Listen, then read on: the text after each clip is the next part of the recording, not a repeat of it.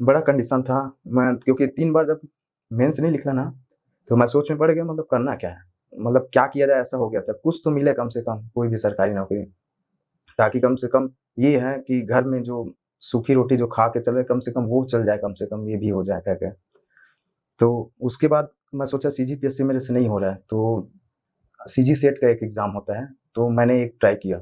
मैंने हिस्ट्री मेरा अच्छा था, तो सीजी सेट मैंने हिस्ट्री से दिला के देखा, तो सेट मेरा क्वालीफाई हो गया। तो मैं सोचा कि उसमें लिखा था जब रिज़ल्ट आया तो कि आपने अगर पोस्ट ग्रेजुएशन नहीं किया है, तो 2 साल तक टाइम रहता है रिज़ल्ट के 2 साल बाद तक कि अब कर सकते हैं पोस्ट। तो फिर मैंने एमए हिस्ट्री में किया, ताकि जो रिज़ल्ट है वो मान्य रहे और आगे जब भी असिस्टेंट प्रोफ़ेसर अगर का पोस्ट निकलता है, तो कम से कम उसमें मैं ट्राई करूँ कह के। एक ऐसा हो गया था कि बैकअप प्लान में कुछ रखना ही पड़ेगा, क्योंकि अ, लेकिन मैं ये कहना चाहता हूँ कि कंडीशन जैसा भी रहे, मैं ये हार नहीं माना, क्योंकि मन में ऐसा नहीं लगा कि अंदर से था बनूँगा कह के, चाहे जैसा भी रहे, पढ़ना तो है। मैं वही बोलना चाहता हूँ एस्पिरेंट से कि कंडीशन आपका जैसा भी है, आप अपने मार्ग में जो चल रहे हो, विवेकानंद जी बोलते हैं, जो लक्ष्य आप कर रखे हो, उसमें उठो, जागो और तब तक संघर्ष करते रहो, जब तक आप लक्ष्य की प्राप्ति ना हो जाए।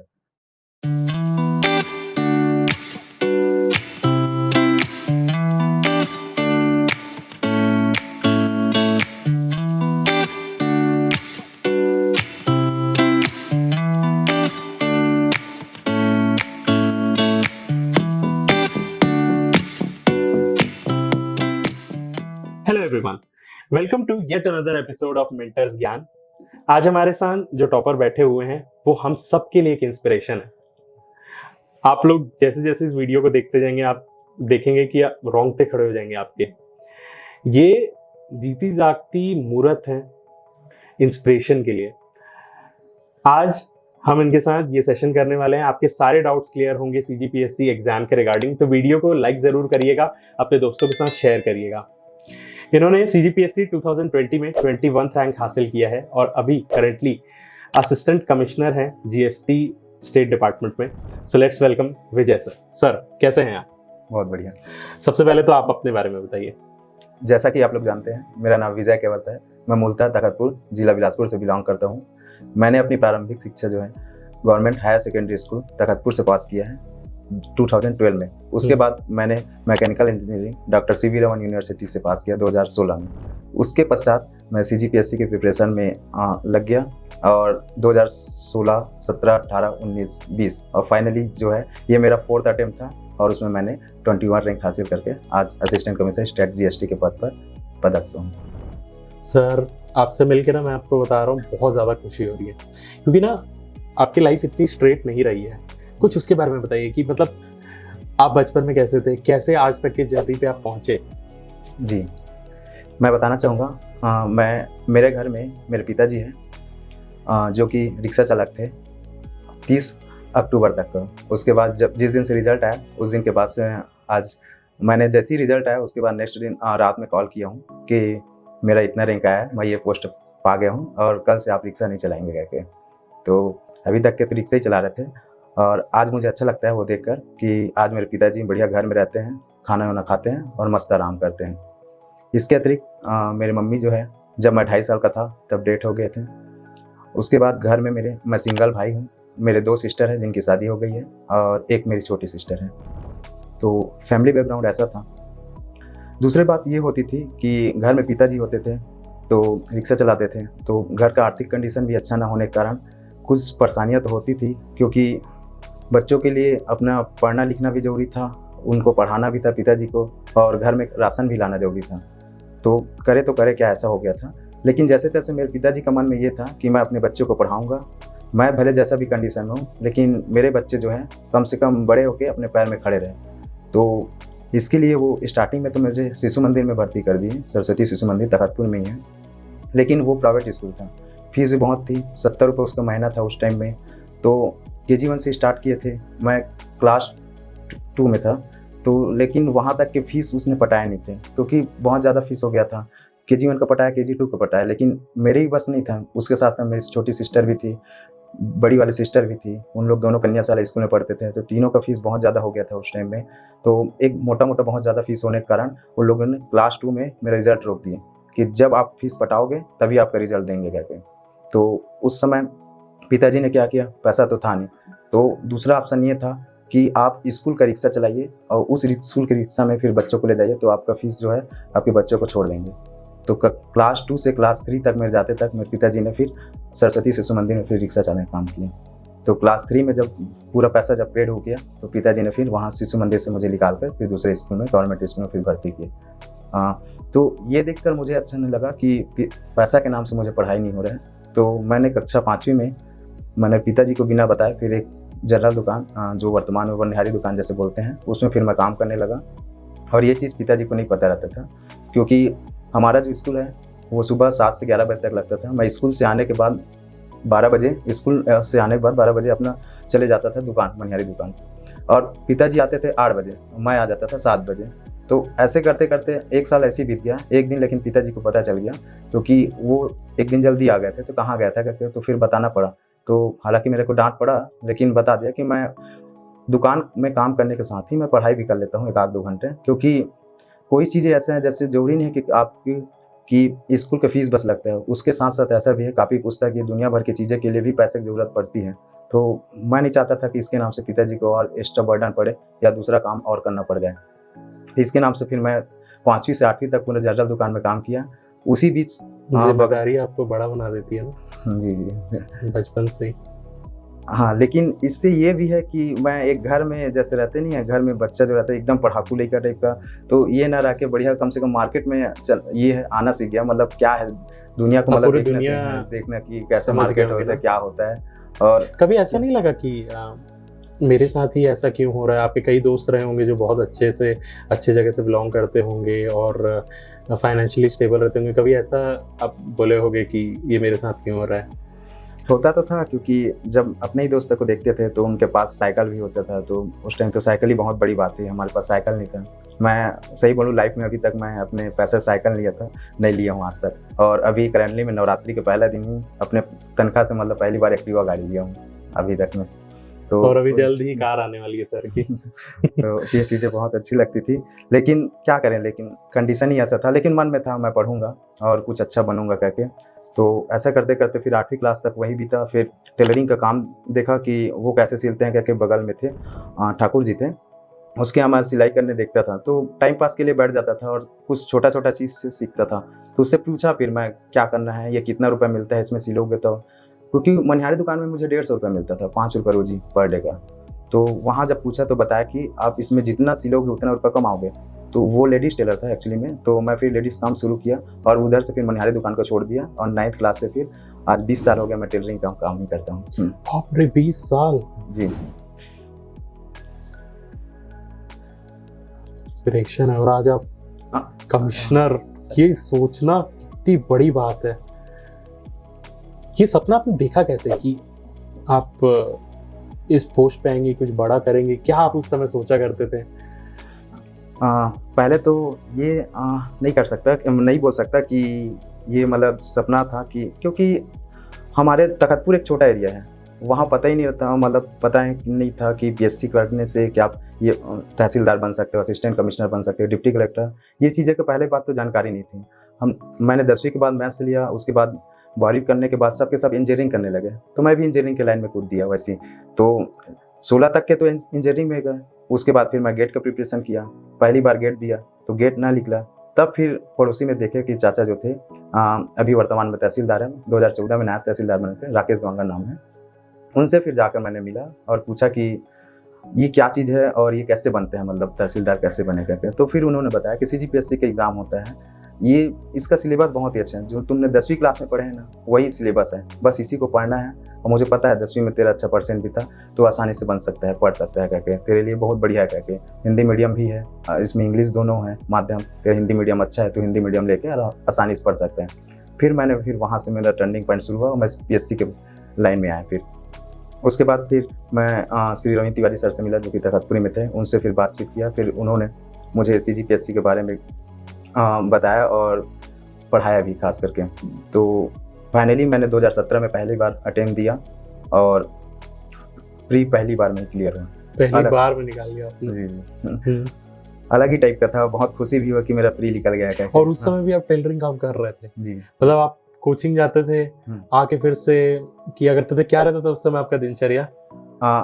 सुबह जैसे ही होता था, क्योंकि 7:30 बजे यहाँ क्लास लगती थी, यहाँ कोचिंग क्लासेस, तो वहाँ से एक छोटा हाथी जब मैजिक बोलते हैं, वो 5:30 बजे लगती थी तखतपुर से जाने के लिए। तो सुबह मुझे 5 बजे कैसे भी करके उठना होता था।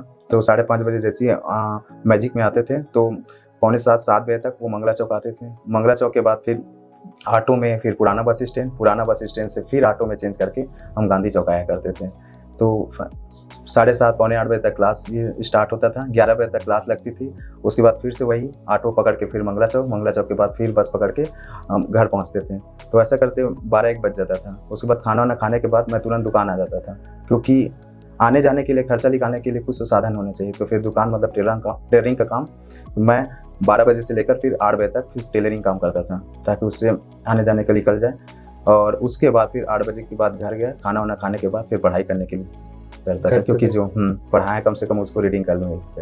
कितने बजे तक पढ़ते थे और रात को? एक्चुअली मेरा ऐसा था, सुबह जल्दी उठने का नहीं था, तो कम से कम रात ही में पढ़ लेता हूँ। कहते 1-2 बजे तक डेली पढ़ते थे।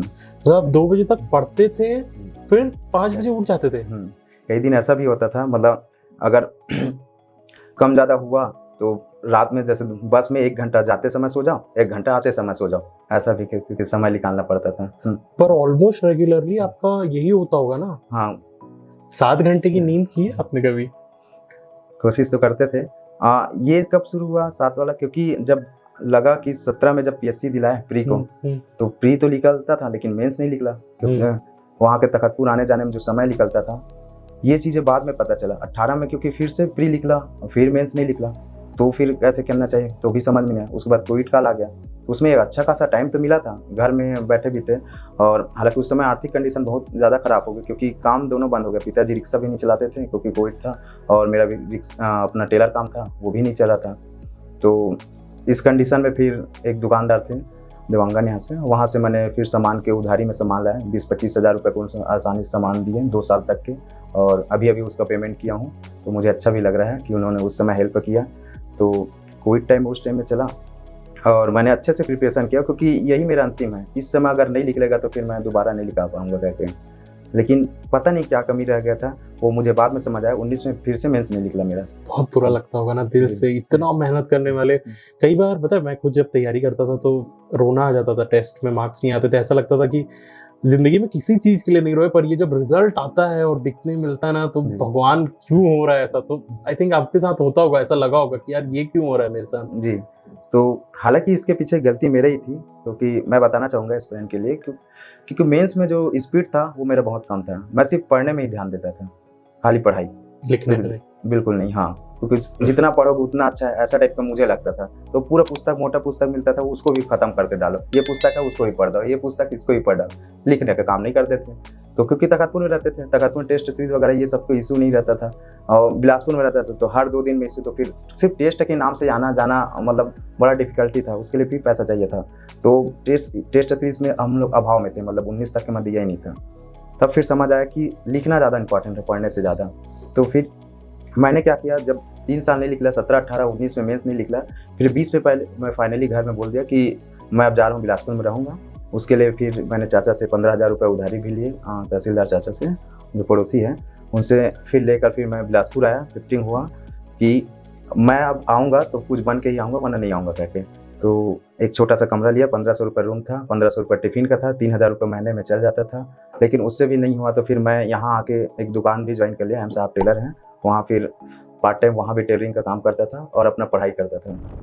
तब फिर समझ आया कि यहाँ जो टेस्ट सीरीज वगैरह हुआ, फिर डेली रिटर्न प्रैक्टिस भी हुआ, उसके बाद फिर स्पीड भी आई। क्योंकि मैं जब एग्ज़ाम दिलाता था ना, तो नंबर ऑफ क्वेश्चन जो है ना वो अटेम्प्ट नहीं हो पाते थे, क्योंकि मैक्सिमम ही 150, 160 ऐसा टाइप का, 200 में इतने ही अटेम्प्ट होते थे। धीरे धीरे 2019 में 180 भी अटेम्प्ट हुआ, तो भी पेपर नहीं निकला। तो इससे समझ आ गया कि क्वेश्चन तो पूरा अटेम्प्ट करना है, चाहे जैसा भी रहे। तो इसके लिए बहुत ज़्यादा प्रिपरेशन। 2021 में भी ऐसी था कि तो भी स्पीड नहीं आया था।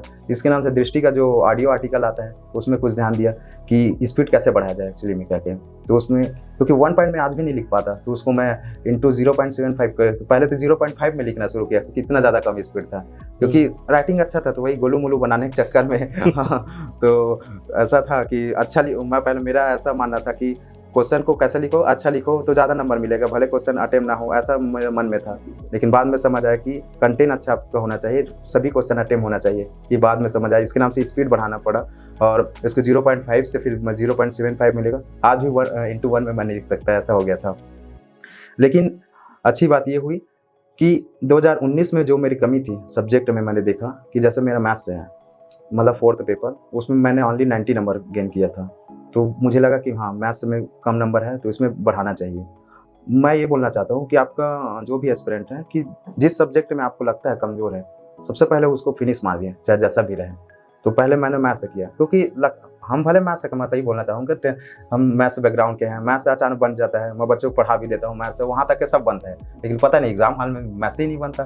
तो सबसे ज़्यादा फिर मैंने मैथ्स से प्रिपरेशन किया और फाइनली 2020 में मैथ्स में बहुत बढ़िया बना, लगभग सभी क्वेश्चन अटेम्प्ट हुए। तो आज वो 4th पेपर में 136 नंबर में गेन हुआ, तो वो मेरे 50% सीधा 50 नंबर ज़्यादा हुआ नेक्स्ट ईयर से। मुझे लगता है ये पेपर मेरे लिए बहुत अच्छा था।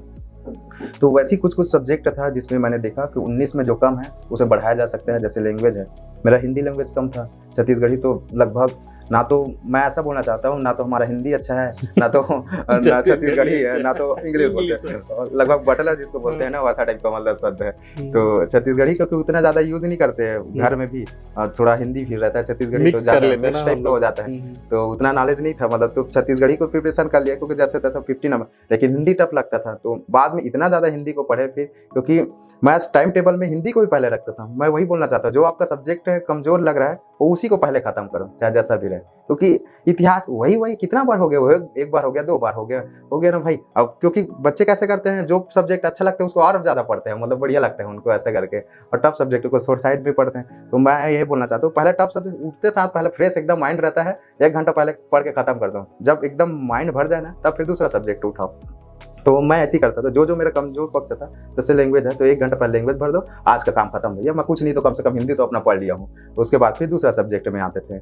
मैं ऐसा प्रिपरेशन करता था। मतलब इतने सारे टॉपर्स से बात करने के बाद ये पता चला कि हर एक टॉपर के पीछे एक मेंटर का हाथ होता है, जो उन्हें गाइड करता है in the right direction and success तक पहुंचाता है। मेंटर्स ज्ञान आप लोगों के लिए लेके आया है एक ऐसा ही मेंटरशिप प्रोग्राम, जहां पर हमारे एक्सपर्ट्स आपको हेल्प करेंगे with the strategy, master plan and help करेंगे टू ओवरकम योर फेलियर। यहाँ पर आपके लिए डिजाइन किया जाएगा टाइम टेबल, जो आपको हेल्प करेगा to clear your CGPSC examination.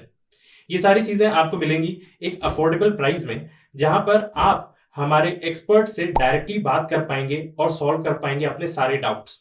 तो जल्दी से नीचे दिए गए नंबर पर व्हाट्सएप करें और अपना सेशन बुक करें। फिर वो दिन बताइए कि जिस दिन रिजल्ट आया क्या था रिएक्शन, क्योंकि उस दिन पूरी दुनिया बदल गई होगी। आप खुद ऑफिसर बनने के पोस्ट पे आ गए होंगे, उस रैंक पे आ गए होंगे, आपने घर में कॉल किया होगा, किस तरीके का सिचुएशन था और उसके बाद कैसे लाइफ चेंज हुई, पहले आपको कैसे ट्रीट किया जाता था और अब कैसे ट्रीट किया जाता है, वो वाला फेज बताइए। बिल्कुल, 30 अक्टूबर का दिन था। 2019 में मतलब रिजल्ट अभी तक 8 बजे आ जाता था, लेकिन उस दिन ऐसा था कि रिजल्ट आ ही नहीं रहा था, और सुबह से ही एकदम पहली बार एक तो मैं इंटरव्यू दिलाया था और धड़कन मतलब तेज़ हो गए थे। लेकिन अपने ग्रुप सर्कल से जो इंटरव्यू दिए थे उनसे बातचीत होता था कि तो लोग कोई दिक्कत नहीं है और रिजल्ट अच्छा आएगा, पॉजिटिव, ऐसे मोटिवेट करते थे। तो मैं सोचा, घर में अकेले था, मतलब यहाँ बिलासपुर में, तो डर लग रहा था। मैं सोचा फिर दुकान चले जाता हूँ। उन लोग बोले दुकान में चले जा, कम से कम 2 लोगों के सामने बैठा रहेगा तो दिन भी पता नहीं चलेगा, मतलब टाइम ऐसे ही कट जाएगा। तो दुकान चलेगा, वहाँ फिर ट्रेडिंग का काम ही चल रहा था। मुझे कितना बजा था और इस समय? उस समय 8 बज गया था। उसके बाद 8:30 बजे तक देखे, तो फिर वहाँ दुकान बोले आज रिजल्ट नहीं आने वाला है, मतलब आपको बता दिए थे आपकी, आप इंटरव्यू दिलाए हो सब ये सब? दुकान वाले जान रहे थे, घर वाले मेरे नहीं जा रहे थे कि मैं इंटरव्यू दिला रहा हूँ कहके। तो सब वेट कर रहे थे, मतलब 8:30-9 बज गया था कि नहीं आ रहा। तो अंत फाइनली जो 8:45 बजे फिर दुकान हम लोग बंद कर दिए कि आज नहीं आने वाला था रिजल्ट। लेकिन वैसी जैसी बंद करके मैं घर के लिए रवानगी हुआ, रास्ते में फिर एकदम कॉल आना शुरू हो गया। तो बीच में मैं कॉल नहीं उठाया, क्या भरोसा कुछ हो जाएगा, गिर जाऊंगा, साइकिल से आ रहा था। तो उससे अच्छा मैं फिर घर पहुंचा तो मुझे एक फ्रेंड का कॉल आया कि कहाँ, जहाँ खड़ा है वहाँ पर 4 बार पहले उछल जाए, ऐसा करके मैं भी जोशी जोश में मैं भी उछल गया 4 बार। तो वहाँ फिर पता चला तेरा 21 रैंक आया, और वहाँ पोस्ट प्रेफरेंस भी उसी टाइम आ गया था। मतलब क्या मिला है आपको, असिस्टेंट कमिश्नर स्टेट GST बने। तो बहुत मतलब अजीब लगा, मतलब जो कह नहीं सकते, मतलब उस दिन का खुशी को। हाँ बिल्कुल, क्योंकि मैं अपनी सिस्टर को पहले कॉल किए, बताया, तो सुबह से मतलब खाना पीना नहीं हुआ था, उपास थी, तो वो एकदम ज़्यादा रो रहे थे, मतलब ऐसा है। तो बड़ा अजीब कंडीशन था, मतलब क्या किया जाए, मतलब सोचे ही नहीं थे, मतलब दुनिया को देखते थे अधिकारी बन रहे मतलब कह के। और लोगों को ऐसा लगता था क्योंकि 10वीं 12वीं में अच्छा परसेंट आ गया था तो तखतपुर में बोलते थे ये लड़का कुछ बनेगा, लेकिन ऐसा नहीं है। होता नहीं है कि आप तारीफों का मोहताज न बनिए, क्योंकि खुशबू खुद बता देगी कि इत्र कौन सा है आपका कह के। तो इसके लिए ये समझ आया कि कुछ बनना पड़ेगा तभी कुछ हो पाएगा, क्योंकि गरीब आदमी का कोई पुछाड़ी नहीं होता ज़िंदगी में, इतना इस दुनिया में देखे हुए हैं। क्योंकि वही पिता को मैं देखता हूँ, किसी के रैली में वो रिक्शा लेके जाते थे चोंगा में, मतलब सुबह से लेकर शाम तक खड़े हैं, मात्र कितना मिलेगा 100 रुपये। वो नहीं चाहते कि तो मेरा लड़का मतलब कोई जूठा दुकान मतलब होटल में जाके जूठा दे या किसी के अंडर में काम करे, कितना मिलेगा 100 रुपये मिलेगा, तनख्वाह बढ़ेगा तो 150 बढ़ेगा, 200 रुपये बढ़ेगा। आज के डेट में कहीं भी काम करोगे 10,000 15,000 से ज़्यादा प्राइवेट में नहीं मिलेगा। लेकिन अगर तू पढ़ लेगा तो कम से कम चपरासी का क्यों नहीं। मेरे पिताजी जानते, आज भी नहीं जानते मतलब क्या पोस्ट में मैं हूँ। मैं सही कहूँ तो जिस दिन रिजल्ट आया था उस दिन भी नहीं चाह रहे थे कि मैं कितना पढ़ा, मतलब क्लास 2 अधिकारी क्या होता है। वो तो इतना चाह रहे थे कि कम से कम मेरा लड़का जो है चपरासी बन जाए। मतलब बड़ा कंडीशन था मैं, क्योंकि 3 बार जब मेंस नहीं लिखना ना तो मैं सोच में पड़ गया मतलब करना क्या है। इसके नाम से जो पोस्टमैन का जो पोस्ट होता है परसेंट बेस से लगता है, तो उसमें भी फॉर्म डालता था कि कम से कम परसेंट बेस से भी लग जाए, तो भी उसमें रैंक नहीं आता था। यहाँ मध्यम में ऐसा है, मतलब मिडिल छत्तीसगढ़ में बोला जाए तो वहाँ अभी के डेट में 90% में नहीं आएगा आपका। इसके नाम से मैं सोचा सुकमा में डाल दूँ, तो सुकमा में भी नहीं आता था। बहुत मतलब क्या किया जाए, ऐसा हो गया था। कुछ तो मिले कम से कम कोई भी सरकारी नौकरी, ताकि कम से कम ये है कि घर में जो सूखी रोटी जो खा के चले कम से कम वो चल जाए, कम से कम ये भी हो जाए कहते। तो उसके बाद मैं सोचा CGPSC मेरे से नहीं हो रहा है, तो CG सेट का एक एग्ज़ाम होता है, तो मैंने एक ट्राई किया। मैंने हिस्ट्री मेरा अच्छा था तो CG सेट मैंने हिस्ट्री से दिला कर देखा, तो सेट मेरा क्वालिफाई हो गया। तो मैं सोचा कि उसमें लिखा था जब रिज़ल्ट आया तो कि आपने अगर पोस्ट ग्रेजुएशन नहीं किया है तो 2 साल तक टाइम रहता है रिजल्ट के 2 साल बाद तक कि अब कर सकते हैं पोस्ट में। तो फिर मैंने MA हिस्ट्री में किया ताकि जो रिजल्ट है वो मान्य रहे, और आगे जब भी असिस्टेंट प्रोफेसर अगर का पोस्ट निकलता है तो कम से कम उसमें मैं ट्राई करूँ करके। तो एक ऐसा हो गया था कि बैकअप प्लान में कुछ रखना ही पड़ेगा, क्योंकि लेकिन मैं ये कहना चाहता हूँ कि कंडीशन जैसा भी रहे मैं ये हार नहीं माना, क्योंकि मन में ऐसा नहीं लगा कि अंदर से था बनूंगा कह के, चाहे जैसा भी रहे पढ़ना तो है। मैं वही बोलना चाहता हूँ एस्पिरेंट से कि कंडीशन आपका जैसा भी है, आप अपने मार्ग में जो चल रहे हो, विवेकानंद जी बोलते हैं जो लक्ष्य आप कर रखे हो उसमें उठो जागो और तब तक संघर्ष करते रहो जब तक आप लक्ष्य की प्राप्ति ना हो जाए। तो ये चीज़ें मुझे मोटिवेट करती थी कि आप पढ़ते रहो, अपना पीछे नहीं होना है। आज के डेट में ऐसे हैं कि जो 16 में जो बैच में मेरे जो ग्रुप में जो कॉलेज वाले पढ़े हैं, और भले उनका कई बार 2-2 मेंस दे डाले, 3 मेंस दे डाले, लेकिन जो लगे हुए हैं वो आज कल ही के डेट में परसों जो 1 हफ्ते पहले ADGO का जो पोस्ट निकला तो उसमें भी सहायक थी वगैरह, उसमें भी पोस्ट पा रहे हैं, लेकिन पा जरूर रहे हैं। तो मैं इतना कहना चाहता हूँ छोड़ना नहीं है, चाहे जैसा भी कंडीशन है पढ़ाई नहीं छोड़ना है। पिताजी को कॉल किए तो क्या हुआ? तो पिताजी कॉल किए तो बोला, तो उनको भी रोना आंसू आ गया था। तो सिस्टर तो उनको भी समझ में नहीं है, क्योंकि पोस्ट ऐसा है कोई पसंद, क्योंकि मेरे घर मतलब पता ही नहीं है कि मतलब क्या क्या पोस्ट होता है, PSC क्या होता है और क्या क्या बनते हैं इसमें ऐसे करके। तो मैं छोटी सिस्टर को बोला घर में बढ़िया जहाँ से भी हो पटाखा वटाखा बढ़िया जुगाड़ कर लो, और बढ़िया फटाखा वटा खुशियाँ मनाने के दिन है तो बढ़िया सब फटाखा वटाखा फोड़े। और घर में जो बड़ी सिस्टर थी जीजा वगैरह उन लोग को भी बोलते फटाखा, लेकिन बड़ी सिस्टर चुप ही नहीं हो रहे थे, उनको भी यकीन नहीं हो रहा था कि पोस्ट पा जाएगा, क्योंकि ऐसा टाइप का मतलब मेरे भाई कुछ बन गया है करके। फिर फाइनली सुबह हुआ तो देखे कि दुकान में जब गया तो इंटरव्यू के लिए मीडिया वाले सब खड़े हुए थे। पहले तो तखतपुर में ढूंढ रहे थे कि, क्योंकि मूलतः मैं तखतपुर से था, पता किसी को नहीं था कि मैं बिलासपुर में पढ़ाई कर रहा हूँ। तो किसी को पता चला कि बिलासपुर में है, M साहब टेलर में कोई काम करता है लड़का करके। तो फिर वहाँ गए और फिर मीडिया वाले आए, फिर इंटरव्यू लिए, फिर फाइनली तखतपुर आया। तो फिर वहाँ जो मेरे फ्रेंड सर्कल है उन्होंने अच्छा भव्य स्वागत किया बाजा गाजा के साथ, और बहुत ही अच्छा लगा मतलब। और अच्छी भी बात है क्योंकि तखतपुर एक छोटा शहर होता है, वहाँ से बच्चे तो चाहते हैं पढ़ने के लिए, लेकिन सही गाइडलाइंस या ना मिलने के कारण ऊपर नहीं पहुँच पाते। तो एक अच्छा है मौका, मतलब कि अब बच्चे पढ़ना शुरू कर रहे हैं तखतपुर से भी, और अच्छे निकल दो आपने 19 कईयों को मोटिवेट किया, आपको आपका कितने ही जगह इस एक्सपीरियंस को लोग शेयर करते होंगे कि यार ये कर सकता है तो हम क्यों नहीं कर सकते। और मैंने कई लोगों को देखा है कि आजू बाजू देखने की ही वजह से वो लोग मोटिवेट हो जाते हैं और मेहनत करके फिर निकाल लेते हैं। कईयों के लिए इंस्पिरेशन है आप। थैंक यू सो मच, आपने मतलब अपना एक्सपीरियंस यहाँ पर आप शेयर कर रहे हैं। तो सर अब ये बताइए कि प्रिपरेशन करनी कैसे चाहिए, क्योंकि आपने इतने बार प्री निकाला हुआ है, आप प्री के एक्सपर्ट हो गए। आपने 17 में निकाला, 18 में निकाला, 19 में निकाला, 20 में निकाला, तो 4 बार। आप ये बताइए कि एकदम सिंपल सरल रास्ता कि कैसे प्रीलिम्स को अटेम्प्ट करना चाहिए और कैसे इस एग्ज़ाम को निकालना चाहिए। जी, मैं ये कहना चाहूँगा, सबसे पहले तो कोई भी एस्पिरेंट जैसे शुरू करता है CGPSC एग्ज़ाम की तैयारी के लिए, तो 5 साल का प्रीवियस ईयर्स क्वेश्चन पेपर उसके हाथ में होना चाहिए कि क्या आ रहा है, कैसे आ रहा है, मतलब एक मोटा मोटा उससे पता चल जाता है। ठीक है। दूसरी बात, सिलेबस उसके हाथ में रहना चाहिए कि CGPSC का सिलेबस क्या चीज़ है, प्री का और मेंस का दोनों का सिलेबस उसमें टेबल में रहने ही चाहिए ये चीज़ें।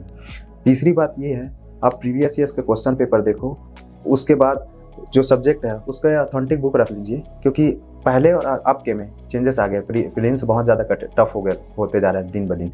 तो इसके नाम से जो भी बुक पढ़ रहा है वो रेफरेंस बुक आपका सॉलिड होना चाहिए और पूरा डिटेल में पढ़ना है। अभी डेट में ऐसा हो गया, पहले क्या होता था। और तीसरा चीज़ ये भी रखना है आपको, घटना चक्र या ऑब्जेक्टिव का कुछ भी आपके ऊपर डिपेंड करता है ऑब्जेक्टिव के लिए क्या करना चाहते हैं, क्योंकि जब तक आप ऑब्जेक्टिव नहीं लगाओगे आपका प्रीलिम्स नहीं निकलेगा। लगता तो है हम पढ़ लिए, लेकिन जब ऑब्जेक्टिव जब आता है तब समझ आता है कि ये होगा, उसके चक्कर में पार हो जाते हैं। तो इसके नाम से ऑब्जेक्टिव भी आपको हल करना जरूरी है। तो 3 काम करना है, एक तो प्रीवियस ईयर्स क्वेश्चन पेपर रखना है, दूसरा सिलेबस रखना है, तीसरा चीज़ आपको रेफरेंस बुक को जो बुक से पढ़ना चाह रहे हो, और चौथा चीज़ आपको अपना ऑब्जेक्टिव। ये चारों को आपको रख के टेबल में रहना ही चाहिए, चाहे जो भी हो।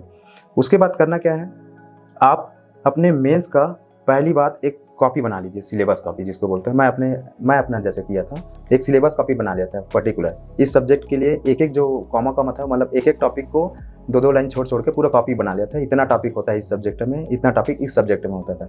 पहले टॉपिक पढ़े, मतलब टिक किए और उसको पूरा खत्म किए।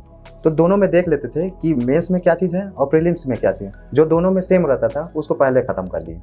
तो जो सब्जेक्ट प्री में है और मेंस में है, जैसे इतिहास है या संविधान है, तो दोनों का क्या करिए, मेंस का सिलेबस उठाएं और उसको प्रीलिम्स के और मेंस दोनों के अकॉर्डिंग पढ़ के ख़त्म कर लेते थे। तो इससे क्या होता है कि जैसे ही आपको जो स्टार्ट करें एस्पिरेंट जो है, क्योंकि जुलाई मैनुअली क्या होता है, जून या मई जून में 2000 जो जिस साल में आप पास आउट होते हैं, कोई भी चाहे कॉलेज हो चाहे इंजीनियरिंग का है, वो बीच में ख़त्म होता है। उसके बाद जुलाई से आप स्टार्ट करोगे और अब फरवरी में आपका प्रीलिम्स रहेगा। तो 6 महीने में आपका प्री निकल तो जाएगा जैसे अच्छे से पढ़ रहे हो, लेकिन मेंस के लिए ज़्यादा टाइम नहीं मिलता है। तो ऐसा सब्जेक्ट करो कि आप प्रीलिम्स और मेंस जो कॉमन सब्जेक्ट है उसको प्रीलिम्स के आते आते ही खत्म कर डालो, ताकि जो प्योरली मेंस वाला सब्जेक्ट है वो 3 महीने के अंतराल में ही खत्म हो।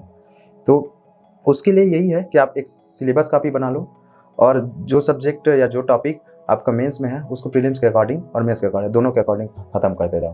और आप टेस्ट सीरीज ज़रूर लगाओ, चाहे कोई भी कोचिंग मटेरियल हो, चाहे जो भी कोचिंग में आप जाना चाहते हो, लेकिन या चाहे ऑनलाइन माध्यम से हो, लेकिन टेस्ट जरूर लगाओ। पहले एक बार उस टॉपिक को घर में पढ़ के उस सब्जेक्ट से अपने घर में टेस्ट लगाओ, उसके बाद फिर जो भी कोचिंग में उसका टेस्ट लगाना बहुत जरूरी है। इससे आपका यार धीरे धीरे इतना ज़्यादा स्ट्रांग हो जाएगा ऑब्जेक्टिव, या अगला आदमी आपका दोस्त अगर पूछ रहे हैं कि इसका ऑब्जेक्टिव क्या होगा, तो आपको कुछ बताना नहीं पड़ेगा, आप ऑप्शन सहित बता लोगे कि इसको बोलने की जरूरत नहीं है, क्वेश्चन आप खुद बता दोगे ये क्वेश्चन है ये आंसर है करके, इतना ज़्यादा हो जाता है। तो ये फ़ायदा होता है। दूसरा बात ये कहना चाहता हूँ, अगर प्रीलिम्स कर रहे हैं तो एक आपको ग्रुप स्टडी सर्कल जो होना चाहिए, अच्छा एक सर्कल बहुत ज़्यादा जरूरी है, क्योंकि आप अकेले पढ़ोगे तो आपका ऑब्जेक्टिव एकदम स्ट्रांग नहीं होगा जितना आप 2 लोगों में कंपटीशन करके करोगे। ऐसी जनरल डिस्कशन भी हो जाता है, 1-1 घंटे दोनों पढ़े एक बात करके, उसके बाद रात में अपना एक दूसरे से पूछे इसका क्या होगा इसका क्या होगा।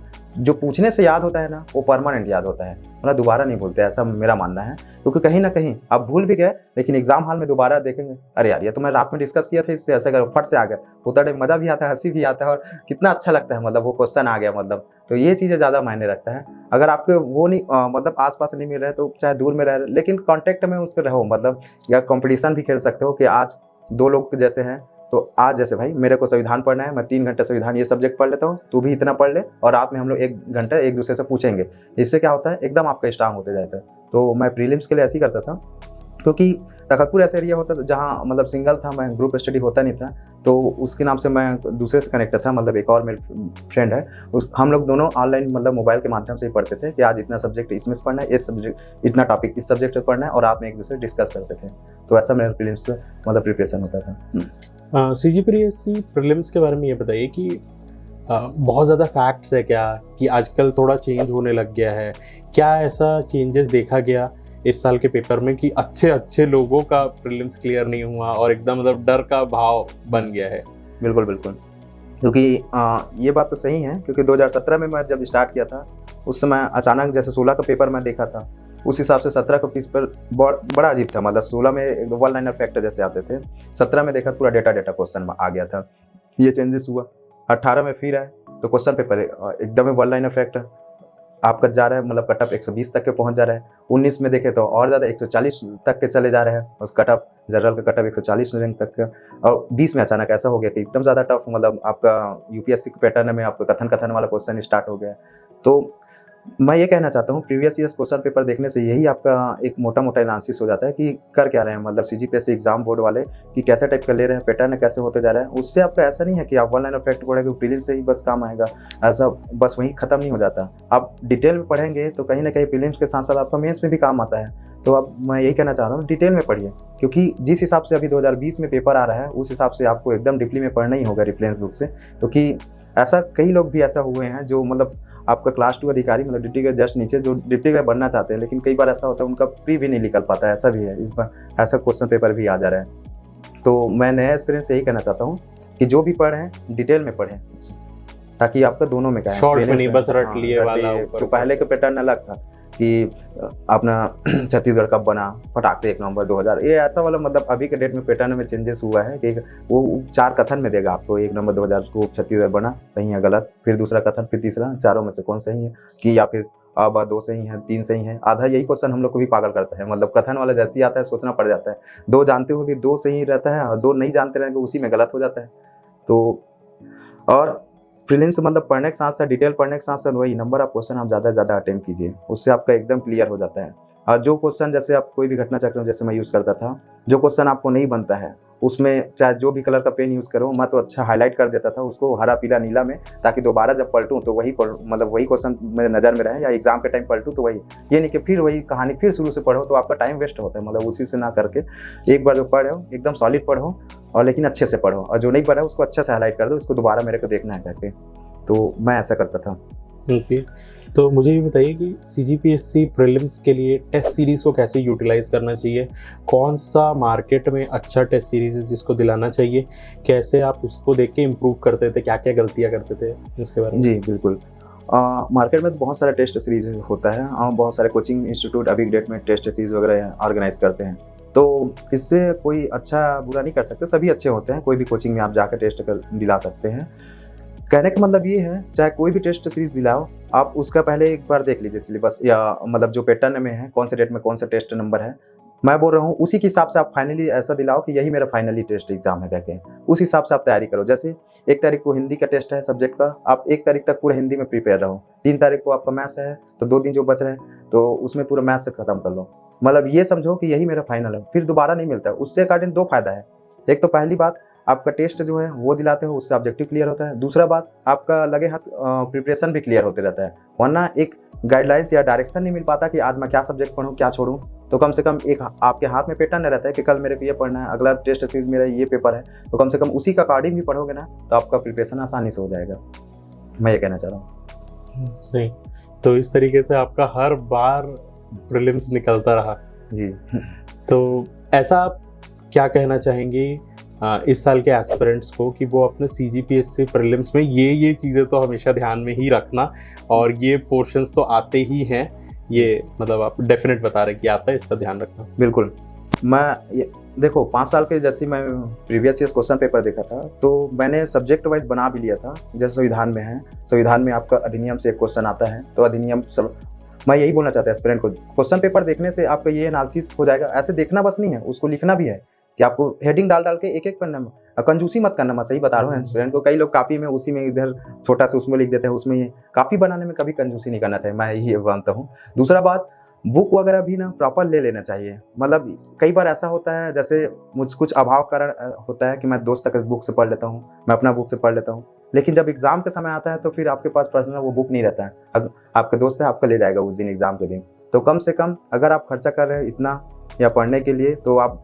भले 2 कपड़ा कम ही पहनो, मतलब दूसरा पहन लो, लेकिन आपको कापी पुस्तक के लिए आपको प्रॉपरली आप खर्च कर सकते हो, उसमें आप कंप्रोमाइज़ मत कीजिएगा। तो करना क्या है, सब्जेक्ट वाइज जैसे आप प्रीवियस ईयर्स के जैसे क्वेश्चन पेपर देखें, संविधान का देखें, पहली क्वेश्चन देखें, आपको समझ आ गया ये टॉपिक से है, उस टॉपिक को आप लिख लीजिए। दूसरा क्वेश्चन देखें संविधान से, ये टॉपिक को आप लिख लीजिए। उस टॉपिक से पढ़ते हुए आप आगे बढ़िए। कहने का मतलब ये है, एक पता चल जाएगा पहला साल में इतना क्वेश्चन है, इस टॉपिक है, दूसरा साल फिर देखें, आपको पता चल जाएगा ये इस सब्जेक्ट में फिर एक टॉपिक उठाया है, तीसरा साल देखोगे फिर समझ आएगा ये अधिनियम से तो हर साल आ रहा है। आपको कहीं ना कहीं पता चल जाएगा कि ये जो टॉपिक है, कुछ टॉपिक 2-4 टॉपिक है, उसमें से हर साल क्वेश्चन पेपर है, तो क्यों ना उस टॉपिक को इतना ज़्यादा स्ट्रांग कर लो कि उस टॉपिक से छूटे ही मत क्वेश्चन करके। तो 2-4 टॉपिक ऐसी है तो जिसमें से क्वेश्चन आते ही रहते हैं, जैसे संविधान में अधिनियम से क्वेश्चन आ ही रहा है, नहीं उसके बाद मौलिक अधिकार से क्वेश्चन आ ही रहे हैं, तीसरा भाग 5 भाग 6 इसमें से क्वेश्चन पूछते ही है, कुछ पूछे, चाहे राष्ट्रपति से क्वेश्चन आता ही है। तो ऐसा कुछ टॉपिक है, आपको खुद पता चल जाएगा। प्रीवियस ईयर क्वेश्चन पेपर देखेंगे तो कौन कौन सा टॉपिक से आता है। वैसे ही हिस्ट्री का भी कुछ क्वेश्चन है जिसमें गवर्नर जनरल से क्वेश्चन आता ही है, तो उससे एकदम स्ट्रांग कर लो। दूसरी बात 1857 की क्रांति, ये कुछ टॉपिक है, जैसे कहा जाता है कि जैसे प्रीलिम्स कम में जैसे इतिहास का प्रारंभिक हिस्ट्री से कम क्वेश्चन आता है, ठीक है कम क्वेश्चन आता है, लेकिन जिसमें से आता है जैसे सिंधु घाटी सभ्यता, उसमें से कम उसको स्ट्रांग कर लो। आपका पाषाण युग से एक क्वेश्चन आ रहा है तो पाषाण युग को एक कम से कम दिख रहा है जो टॉपिक, आगे मत बढ़ो। मैं तो यही कहता हूँ, जैसे 20 का क्वेश्चन पेपर उठाए, पहला क्वेश्चन देखें ये कौन सा सब्जेक्ट है, तो भाई ये कौन सा, ठीक है भौतिक शास्त्र, ठीक है फिजिक्स का क्वेश्चन है, वो कौन सा टॉपिक से, ये टॉपिक से, तो उस टॉपिक को पहले खत्म कर दो, उसके बाद दोबारा बनाओ, वो क्वेश्चन पेपर आपसे बन जाएगा। उसके बाद तब जाके फिर सेकंड क्वेश्चन उतरो। मैं ऐसे ही करता था। एक साथ मतलब 100 क्वेश्चन याद नहीं रहता, लेकिन आप एक क्वेश्चन को डे टू डे करते रहेंगे तो आपका आसानी से वो सब्जेक्ट भी खत्म हो जाएगा, उस टॉपिक भी खत्म हो जाएगा, और 2020 का जो क्वेश्चन पेपर है वो भी खत्म हो जाएगा। उसके बाद फिर एक साल आप पीछे चलिए, 19 में क्या आया था, फिर वही काम दोहराइए। आपका धीरे धीरे क्वेश्चन पेपर प्रीवियस 5 साल का भी खत्म हो जाएगा, इधर का सब्जेक्ट भी खत्म हो जाएगा, और वो टॉपिक भी खत्म हो जाएगा। तो उसके बाद आप टेस्ट सीरीज लगाइए, आसानी से, एकदम सरल। नहीं, आपने बहुत अच्छा डाइसेक्शन किया कि किस समय क्या कैसे करना है। फाइनली ये बताइए कि ऑलमोस्ट 3-4 महीने बचे हुए हैं जी। कुछ लोग बोल रहे हैं कि जनवरी में होगा, कुछ लोग बोल रहे हैं फरवरी में होगा, तो मान लेते हैं कि 3 महीना है। तो आप ऐसा क्या बोलना चाहेंगे 2 टाइप की कैटेगरी के स्टूडेंट्स जो पहली बार दिलाएंगे, न्यू स्टूडेंट्स हैं, उनको क्या क्या चीज़ें करनी चाहिए, और ओल्ड स्टूडेंट्स को जो पहले से तैयारी कर चुके हैं, एक कंप्लीट साइकिल हो चुका है उनका, उनको क्या क्या चीज़ों का ध्यान रखना चाहिए? जी देखो, जो पहली बार दिला रहे हैं एग्ज़ाम, मैं तो उनको ये कहना चाह रहा हूँ, जो जिसमें से मोटा मोटा जैसे सब्जेक्ट है जिसमें ज़्यादा आता है, जैसे संविधान से 5 क्वेश्चन आना ही है तो संविधान पूरा कंप्लीट रखो, क्योंकि संविधान ऐसा सब्जेक्ट है जो आपको प्रीलिम्स मेंस दोनों काम आएगा।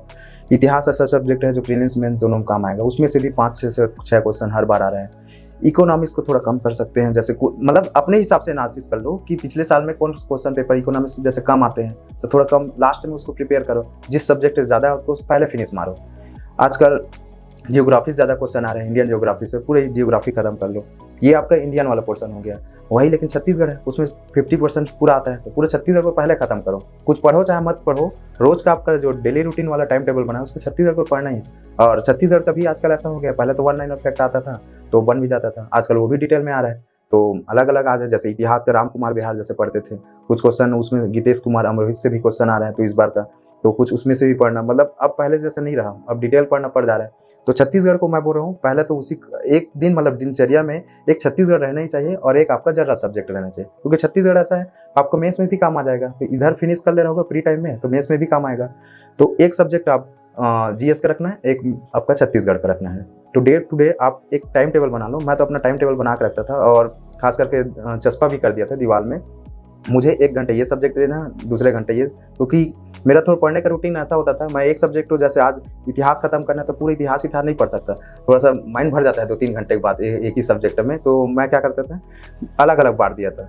इतिहास 3 घंटे का, 2 घंटे संविधान पढ़ लो, बीच में एक लैंग्वेज का पेपर तो डाल ही देता था, क्योंकि लैंग्वेज थोड़ा फ्रेश करने का काम करता है, माइंड को याद भी होता है, मस्त लगता है और फ्रेश भी लगता है। थ्योरी थोड़ी ज़्यादा हो जाता है, तो या आप मैथ्स आपको अच्छा लगता है तो 1 घंटा, या जिसका कमजोर है तो बीच में 1 घंटा थोड़ा मैथ्स प्रिपेयर कर ले, ऐसा टाइप का मतलब प्रिपेयर करता था। मिक्स कर मिक्स, हाँ, कम से कम आप 2 सब्जेक्ट रखो पैरेलल, मतलब एक प्री रखो, या मेंस का, प्री और मेंस जो दोनों में कॉमन है वो सब्जेक्ट तो रखना ही है। मेंस का आप छोड़ सकते हो अभी जैसे, क्योंकि 3 महीना प्रिपरेशन बचा है।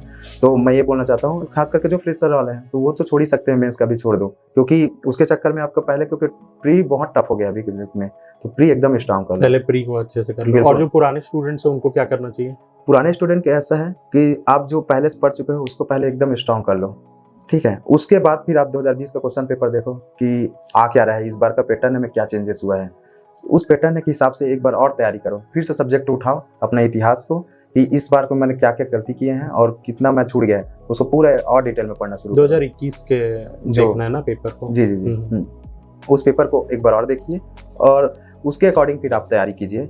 इतिहास में क्या कमी है, संविधान, अलग अलग सब्जेक्ट वाइज मेरा क्या कमी रह गया था, और एक बार सिलेबस को देख ही लीजिए कि देखो पुराने वाले तो जान रहे हैं कि सिलेबस में क्या क्या चीज़ है, क्योंकि जैसे दर्शन शास्त्र है, बीच में 18-19 में दर्शन का एक ट्रेडिंग चला था, मतलब हाँ, तो उसके अकॉर्डिंग, क्योंकि ये चीज़ें जो पहली बार पढ़ते हैं उसके स्टूडेंट को पता नहीं रहता है दर्शन शास्त्र भी एक सब्जेक्ट रहता है, क्योंकि वो प्रॉपर्ली मेंस टाइप का रहता है। हालांकि प्री में उसका भारतीय दर्शन करके मेंशन है ये सब्जेक्ट में, इसी नाम से बोलते हैं, क्योंकि पहले एक बार सिलेबस देख लें करके जो भी पढ़ रहे हैं कर, तो उस अकॉर्डिंग आप तैयार कीजिए। ओके। तो फिर तो मतलब हो गया, समझ लेते हैं, प्रीलिम्स क्लियर हो गया हमारे स्टूडेंट्स का। अब आते हैं मेंस आपके लिए भी एक बहुत बड़ा हर्डल रहा है। हर बार आपका पेपर निकल तो जाता था, मेंस का मतलब आप दिलाते तो थे पर वो निकल नहीं रहा था। तो आप मेंस के लिए क्या कहेंगे कि किस तरीके से मेंस में एक्सेल करना है एक स्टूडेंट को? देखो मेंस के लिए तो पहला बात तो वही बोलें, एक ग्रुप पहले बात अच्छी होनी चाहिए, क्योंकि देखो आपको सही गाइडलाइंस नहीं मिल पाएगा तो आप मेंस क्लियर नहीं कर पाएंगे। मेरे साथ ऐसे ही हुआ था, मतलब करना क्या है वो पता है। प्रीलिम्स को तो मैं जैसे तैसे निकाल लेता था, ऑब्जेक्टिव लगा के इधर उधर क्वेश्चन पेपर, मतलब टेस्ट सीरीज वाला बहुत सारे क्वेश्चन पेपर, इतना प्रैक्टिस हो गया था, ये क्वेश्चन तो इसमें आया था, वो टेस्ट सीरीज में मैं दिलाया था, तो इतना प्रैक्टिस हो गया था, कहीं ना कहीं टकरा जाता था, इसको मैं कहीं पढ़ाऊँ ऐसा टाइप का, तो प्रीलिम्स निकलता था। लेकिन मेंस ऐसा चीज़ है उसमें प्रॉपरली आपका सिलेबस है, इतना सिलेबस है, आप आसानी से तो फिर मैं दिमाग ये लगाया कि आप पहले एक ग्रुप बनाइए, आप अच्छा सा, जो पढ़ने वाले बच्चे हो खास करके उनके साथ, टाइम पास वाले नहीं, तो एक ग्रुप बनाइए, उसमें आप डिसाइड कर दीजिए कि सब्जेक्ट वाइज कि आप ये सब्जेक्ट पढ़ना है, ये आज ये सब्जेक्ट पढ़ना है। अगर ग्रुप नहीं मिलता तो कोई इशू नहीं है, आप सिंगल भी ये काम कर सकते हैं, जैसे मैंने किया था, मैं तो सिंगल था, तो एक सब्जेक्ट वाइज सिलेबस कॉपी बनाया था, सिलेबस के अकॉर्डिंग फिर मैं एक दिन टिक लगा के, मतलब आज ये टॉपिक खत्म करना है, इस सब्जेक्ट ये टॉपिक खत्म करना है, थ्योरी पढ़ता था। और क्योंकि मैंने 3 बार जो गलती किया था, क्या करने का, आंसर राइटिंग प्रैक्टिस नहीं करने का, जिसके कारण मेरे नंबर ऑफ क्वेश्चन मेरे एग्जाम हॉल में अटेम्प्ट नहीं होते थे, तो मैं वो उस चीज़ को दोबारा नहीं दोहराना चाहता। तो 20 में ज़्यादा से ज़्यादा क्या किया, एक राउंड थ्योरी पढ़ा, उसके बाद क्या किया, उसके बाद तुरंत लिखना शुरू कर दिया, पढ़ो लिखो, सिर्फ लिखने का काम किया हूँ। तो ज़्यादा से ज़्यादा मैं राइटिंग प्रैक्टिस में ध्यान दिया और टेस्ट सीरीज लगाया, क्योंकि टेस्ट तखतपुर नहीं रहता था तो टेस्ट दिला नहीं पाया था। तो 20 में मैं ज़्यादा से ज़्यादा क्या किया, टेस्ट दिलाने की कोशिश किया, क्योंकि पढ़ तो इतना लिए थे कि कुछ ना कुछ तो लिख लेते। 3 साल हो गया था, मतलब कुछ नॉलेज, सबका सभी टॉपिक का थोड़ा नॉलेज था, ये था लिखने का प्रैक्टिस नहीं था। तो मैं ये किया कि टेस्ट सीरीज ज्वाइन किया, उसके बाद दिन रात खाली लिखने का काम किया हूँ। उसके बावजूद हालांकि 20 में कुछ सब्जेक्ट आज भी बताना चाहता हूँ कि नंबर क्वेश्चन आज भी अटेम्प्ट नहीं हुए थे मेरे, 190 195 ही होते थे, कोई भी क्वेश्चन मतलब 200 का अटेम्प्ट ही नहीं होता था। तो मैं यही कहना चाहता, जो मेरे से गलती हुआ है लिखने वाला जो प्रैक्टिस है, वो आगे के जो है स्टूडेंट वो ना करे, कम से कम गलती। लिखना बहुत जरूरी है, क्योंकि लगता भले है कि आप पढ़ ले हो तो वहाँ एग्जाम हॉल में लिखा जाएगा, लेकिन जैसी पेन रखोगे शुरुआती नहीं होता, मतलब करें तो और एक बात बताऊं, आजकल आप जैसे बहुत सारे ऑफिसर से अपने आरटीआई का कॉपी डाल देते हैं, है ना, तो फिर उसके बाद स्टूडेंट्स उसको देख के जज करते हैं, ये तो मैं भी लिख लेता, ये तो आसान है, ये तो कितना आसान है, ये तो मैं भी कर सकता हूँ करके। हाँ लगता था, वही तो में लिखना बड़ा अलग चीज होता है। जैसे ही मतलब आप टेस्ट सीरीज दिलाएंगे ना, तो नंबर जैसे आएगा तो ऐसा होता है, उस नंबर जैसे आते हैं ना, तो अपना नंबर देखो, वहाँ के जो टेस्ट से उनके टॉपर का नंबर देख लो कम से कम, कि क्योंकि आप सजेशन ले जाओगे सर से तो बताएगा इसमें ये कमी है वो कमी है, तो आपको समझ में नहीं आएगा उतना टाइम क्या कमी है, लगेगा बड़ी बातें कंपेयर करके जब देखते हो तो हाँ, तो उसके बाद जब देखोगे टॉपर कॉपी तब समझ आएगा आपको, हाँ भाई ये भी लिख सकता है, हाँ ये लिख सकता, तो फिर मैं काहे नहीं लिख सकता है। वो डायग्राम बनाता है, मैं भी डायग्राम बनाऊंगा, आपसे समझ आता है डायग्राम में तो ज़्यादा नंबर मिलता है, ठीक है भाई मैं भी डायग्राम बनाऊंगा ऐसे करके। तो एक कंपेयर कर सकते हैं, आजकल ये सारे मतलब सुविधा जो है अब बहुत ज़्यादा मार्केट में अवेलेबल हो गई, RTI काफ़ी आप सब मिल जाता है किसी भी चीज़ का हो। तो आप देख सकते हैं कैसे टाइप का नंबर ज़्यादा आ रहा है मेंस में, किस टाइप से आप लिखोगे, डायग्राम बनाओगे, चाहे फ्लो चार्ट बनाओगे, ज़्यादा नंबर आ रहा है। तो आप चाहो तो इसका यूज़ करके मतलब RTI काफ़ी देख सकते हैं, अपना मेंस के अकॉर्डिंग मतलब प्रिपेयर कर सकते हैं। तो ये जो राइटिंग वाला है ये प्रीलिम्स निकलने के बाद करना चाहिए कि शुरू से जिस दिन से तैयारी करना चालू कर रहे हैं उस दिन से राइटिंग वाइटिंग चालू कर देना चाहिए? देखें, जैसे आप जुलाई से जैसे स्टार्ट कर रहे हैं, मतलब जिनका जुलाई या थोड़ा जल्दी कर रहे हैं, मतलब प्रीलिम्स से जल्दी कर रहे हैं, तो उनको मेंस और प्रीलिम्स दोनों को साथ लेके चलना चाहिए। क्योंकि अगर आपका मेंस, क्योंकि मेन तो मेंस है ना, मेंस में इतना नंबर ले आओ कि आपका टेंशन नहीं, क्योंकि प्रीलिम्स जुड़ता ही नहीं, मेन काम होता है मेंस से। क्योंकि इंटरव्यू को मतलब भरोसा नहीं किया जा सकता कभी, क्योंकि डिफरेंस अभी डेट में बहुत ज़्यादा आ रहा है, किसी को 45-50 मिल रहा है, किसी को 130 मिल रहा है, तो एक सब्जेक्ट का डिफरेंस आ जा रहा है मोटा मोटा। तो मैं ये कहना चाहता हूँ कि मेंस में इतना ज़्यादा नंबर खींच दो कि इंटरव्यू का टेंशन फ्री हो जाए, क्योंकि आपका मेंस आपके हाथ में है, इंटरव्यू आपके हाथ में नहीं है। तो जब अगर बात हो रही है तैयारी की, तो प्रीलिम्स अगर मेंस एक साथ हो जा रहा है तो क्यों ना मेंस का भी एक साथ कर लिया जाए, मतलब राइटिंग प्रैक्टिस को एक साथ कर लिया जाए। क्योंकि देखो करना क्या है, आपको पढ़ना है, उसका रात में एक बार ऑब्जेक्टिव लगा ले, उसको लिख के देख लिए, बस 3 ही काम करना है। टॉपिक पढ़े, ऑब्जेक्टिव लगाए और लिख कर देख लिए, इसका आपका एकदम स्ट्रांग हो जाएगा मतलब मेंस आपका। मतलब दोबारा ये नहीं कि एग्जाम हॉल में बैठेंगे तो, क्योंकि लिखे रहोगे तो कई बार ऐसा भी हो जाता है कि क्योंकि अभी के डेट में कथन वाला क्वेश्चन आ रहा है, हाँ, तो हम लिखे रहेंगे तो कुछ ना कुछ लाइन ऐसा मिल ही जाएगा कि हाँ इससे रिलेटेड था, ये क्वेश्चन मैंने पढ़ा था, तो इससे सही होने के चांसेस बढ़ जाते हैं लिखने से। तो आप बुक से पढ़ा करते थे कि नोट्स जो मटेरियल रहता है उन्हीं से पढ़ा करते थे? आप किस चीज़ को प्रेफर करते थे? दोनों यूज़ करते थे, क्योंकि कुछ चीज़ें जैसे बुक वगैरह, तो जैसे लक्ष्मीकांत, संविधान का लक्ष्मीकांत यूज़ करते थे, ठीक है, इतिहास में स्पेक्ट्रम वगैरह, मॉडर्न हिस्ट्री के लिए ये सब यूज़ करते। तो लेकिन उसके साथ साथ अगर आपको टाइम कम पीरियड बचता है, क्योंकि लास्ट टाइम में देखते हैं मेंस के टाइम के एग्जाम के लिए उतना बुक तो खत्म नहीं कर सकते, उसके साथ साथ मैं शॉर्ट नोट्स भी बना लिया करता था। ये टॉपिक पढ़े, इतना इसका शॉर्ट नोट्स है, मतलब जैसे प्रीलिम्स कितना नंबर, जैसे 2 नंबर क्वेश्चन आता है, 1 2 3 4 पॉइंट में लिखना है, तो मैं फटाफट उसको 4 पॉइंट में नोट करके रख लेता था। अगर आपका 6 नंबर क्वेश्चन, 8 नंबर का क्वेश्चन है, 10 लाइन का आ रहा है, तो उस अकॉर्डिंग मतलब कम से कम मैं तैयार करके रखता था। पढ़ने का बुक तो है, लेकिन आप बुक को दोबारा रिवाइज नहीं कर सकते एग्जाम के टाइम में, मेरे से नहीं होता था। तो इसके नाम से मैं शॉर्ट में कम से कम एक प्रिपेयर मतलब नोट्स रखता था कि इस टॉपिक देखूं, इतना पॉइंट मेरे दिख रहा है, मैं जाके वहाँ पॉइंट को मैं डिटेल कर सकूं। कम से कम पॉइंट का जो कीवर्ड जो रहता है वो मैं प्रिपेयर करके तैयार रखता था प्रत्येक सब्जेक्ट का।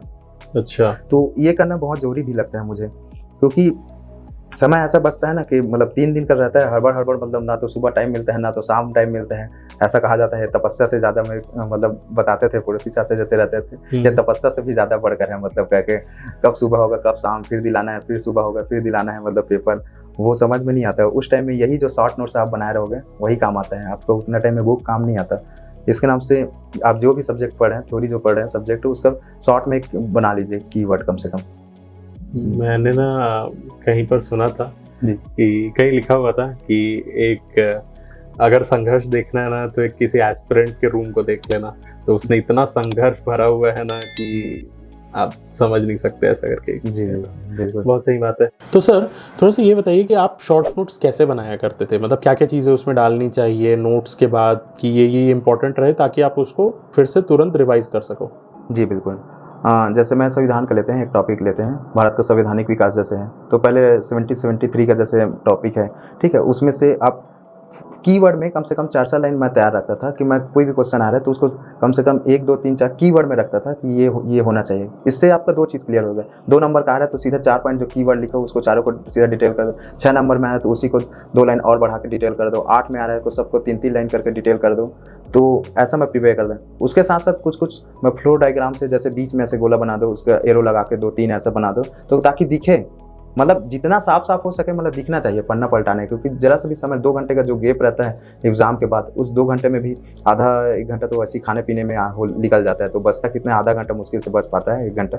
तो उस 1 घंटे आधे घंटे में आपका एक बार फ्लो कम से कम नज़र में चल जाता है ना, तो कम से कम लिखा जाता है, ऐसा होता है। उसके पहले आप जितना भी पढ़े रहोगे नहीं लिखाता, मतलब ऐसा होता है, लेकिन आप एक बार देख लोगे ना, मतलब परफेक्ट लिखाता है, जितना लिखना चाहिए और जितना नंबर चाहिए आपको मस्त लिखाता है। तो इसके नाम से शॉर्ट नोट से बहुत जरूरी है बनाने के लिए, ताकि आप तुरंत उसको देख के रिवाइज करके। तो ऐसा आप कितने बार रिवाइज कर लेते थे? मैंने तो मतलब बहुत बार पढ़ा, क्योंकि 2017 से प्रिपेयर कर रहा था और प्री हर वाली का तो मेंस हर बार दिलाया हूँ। तो ऐसा करते करते मतलब मेरा आपका कईयों पूरा बार रेडी हो गया था। एकदम मतलब बुक बचा ही नहीं था, मतलब करना क्या है, कमी ये था, स्पीड की कमी थी, मैं सही बोलूँ तो लिखना बस बाकी रह गया था, मतलब और पढ़ना वो तो आप था निकाल नहीं, लिए। वही वही पढ़ के वही हिस्ट्री वही घिसा पिटा, मतलब पढ़ पढ़ के इतना हो एक गया था। वो मेंटल एग्जॉशन भी हो जाता है ना कि कितना मतलब वही चीज को फिर से करना है हाँ। करके, और फाइनली जब निकल गया तो हाँ अब हो गया, आप घूमेंगे। बड़ा बेकार लगता है, मतलब फिर से वही हिस्ट्री पढ़ने है, बस शुरू से कितना खराब लगता था, फिर वही शुरू हो गया कह के।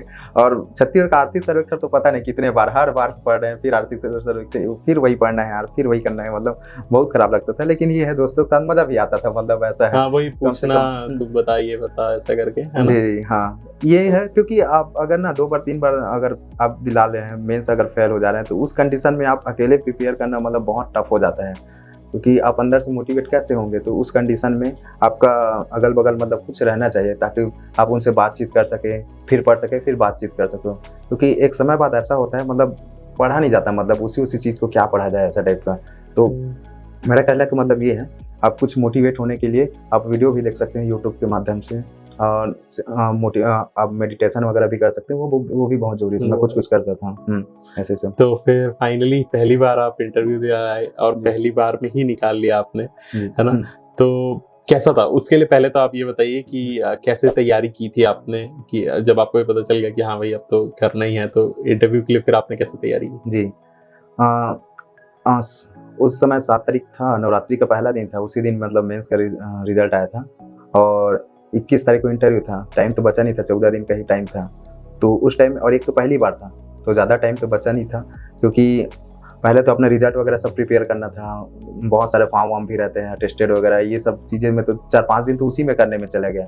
तो उसके बाद फिर क्या हुआ, बोला जाता है ऐसा कि ज़्यादा से ज़्यादा मॉक दो, ताकि इससे खुलने का मौका मिले। जैसे अभी बोल रहे हैं, तो अगर मैं पहली बार बोलता तो हकलाता तुतलाता जो होता है, मतलब पहली बार जैसे मैं टेस्ट मॉक दिया था, मैं बोल भी नहीं पा रहा था, मतलब क्या बोले, सिंपल सा, क्योंकि जैसे मेरा हॉबी है सिंगिंग वगैरह, जैसे हॉबी लिखते थे, तो 2 छत्तीसगढ़ के लोग गायक का नाम उसको भी याद नहीं आ रहा था, मतलब ऐसा हो गया था, मतलब कंडीशन।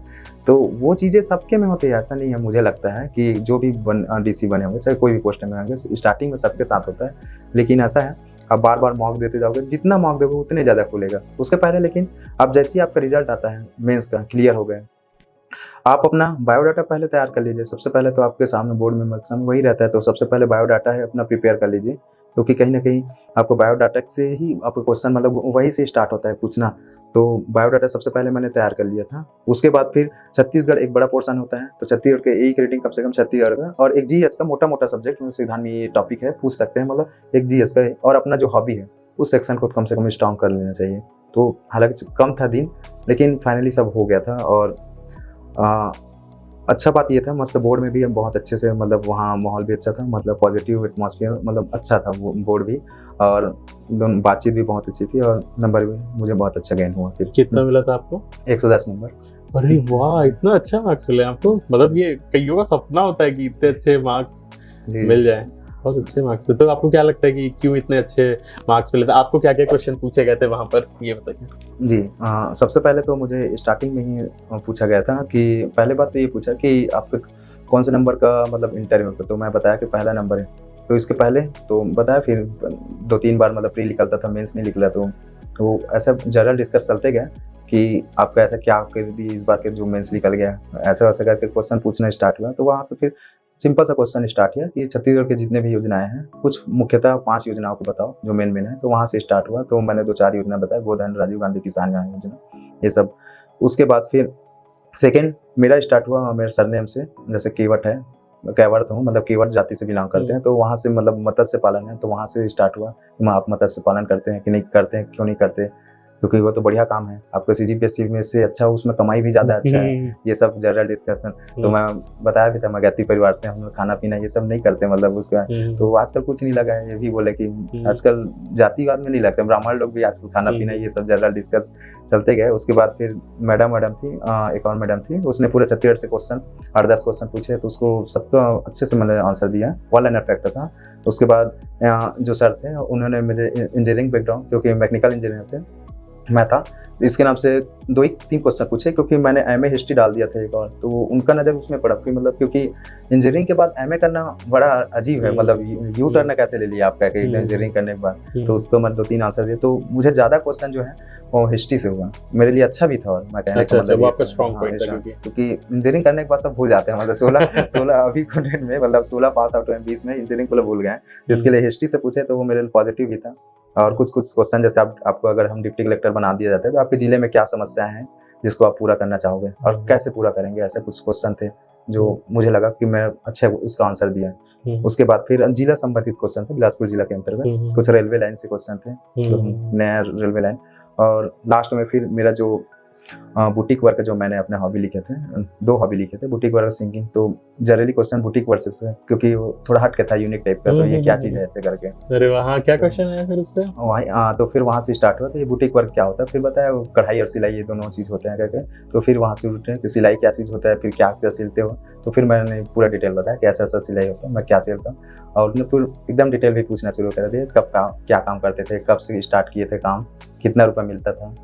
तो मैंने टोटल फिर बताया था कि मैं पहले स्टार्टिंग में लेडीज टेलर था, मतलब ब्लाउज का मेरे को 90 रुपये मिलता था, शर्ट सिलते थे उसको 100 रुपये मिलता था।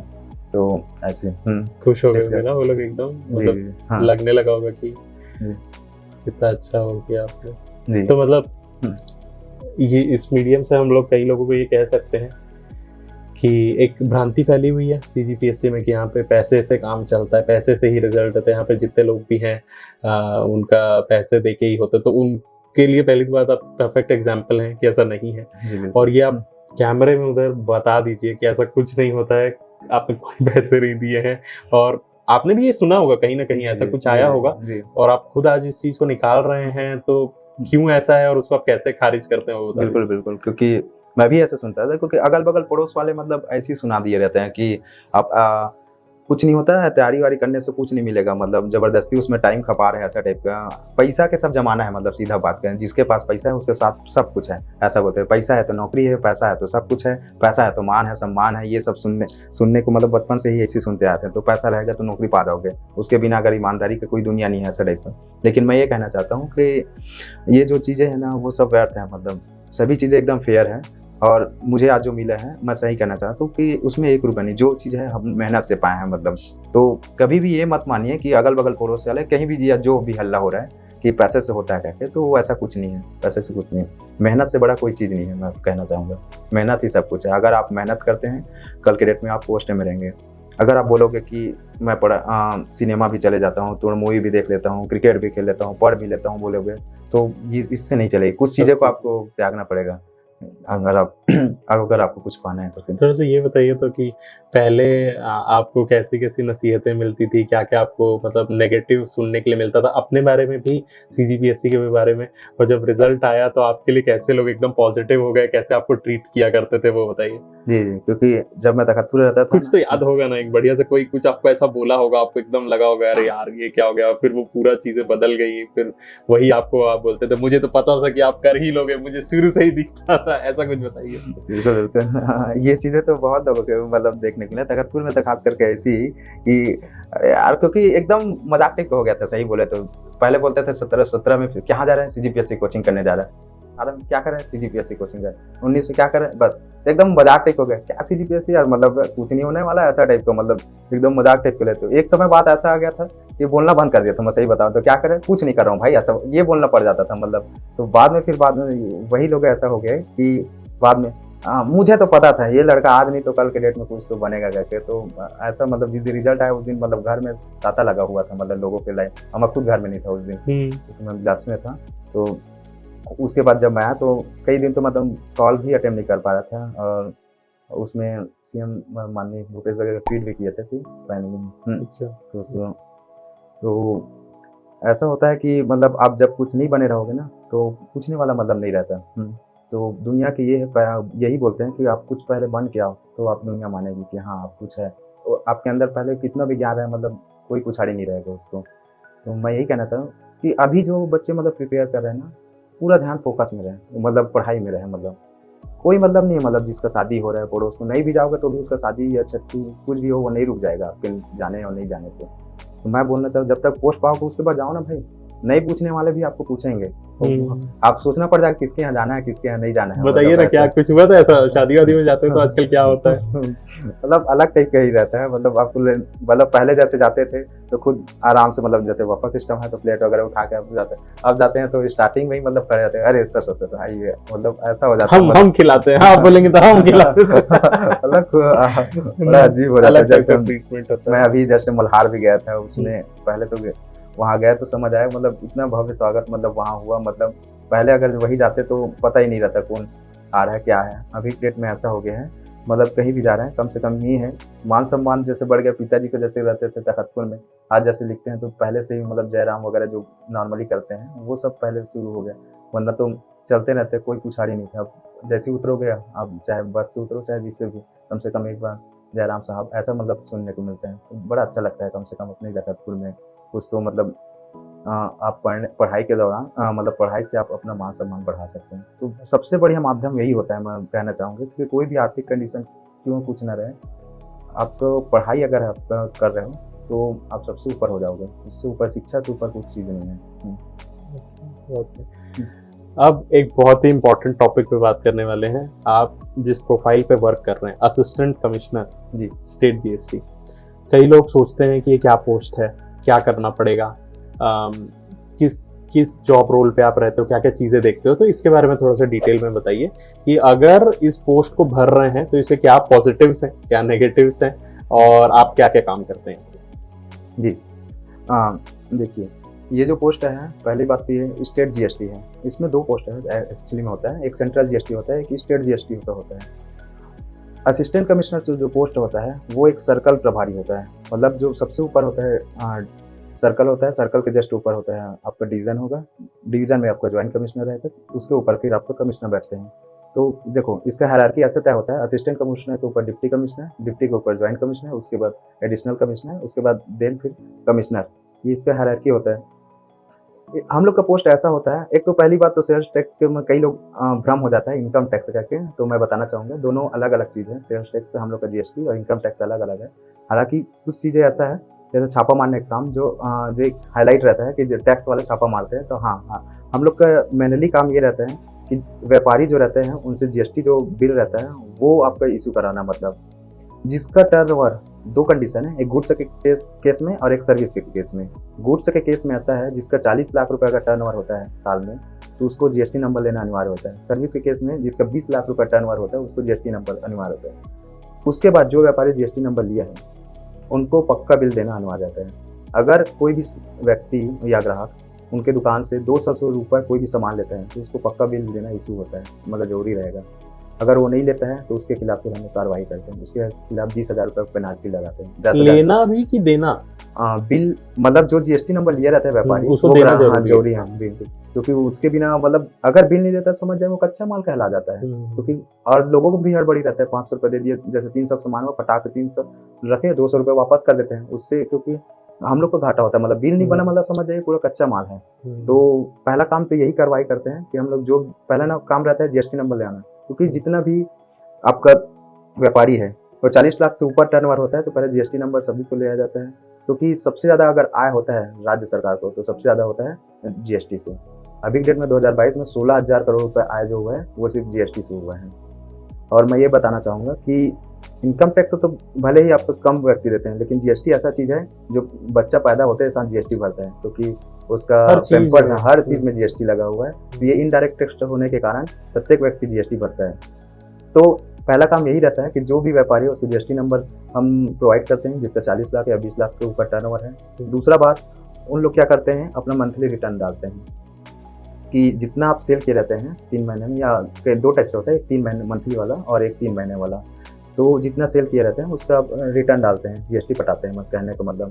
तो जो नहीं पटाया रहता है उनको आप फोर्स करते हैं कि आप पटाइए जीएसटी करके। 2 काम।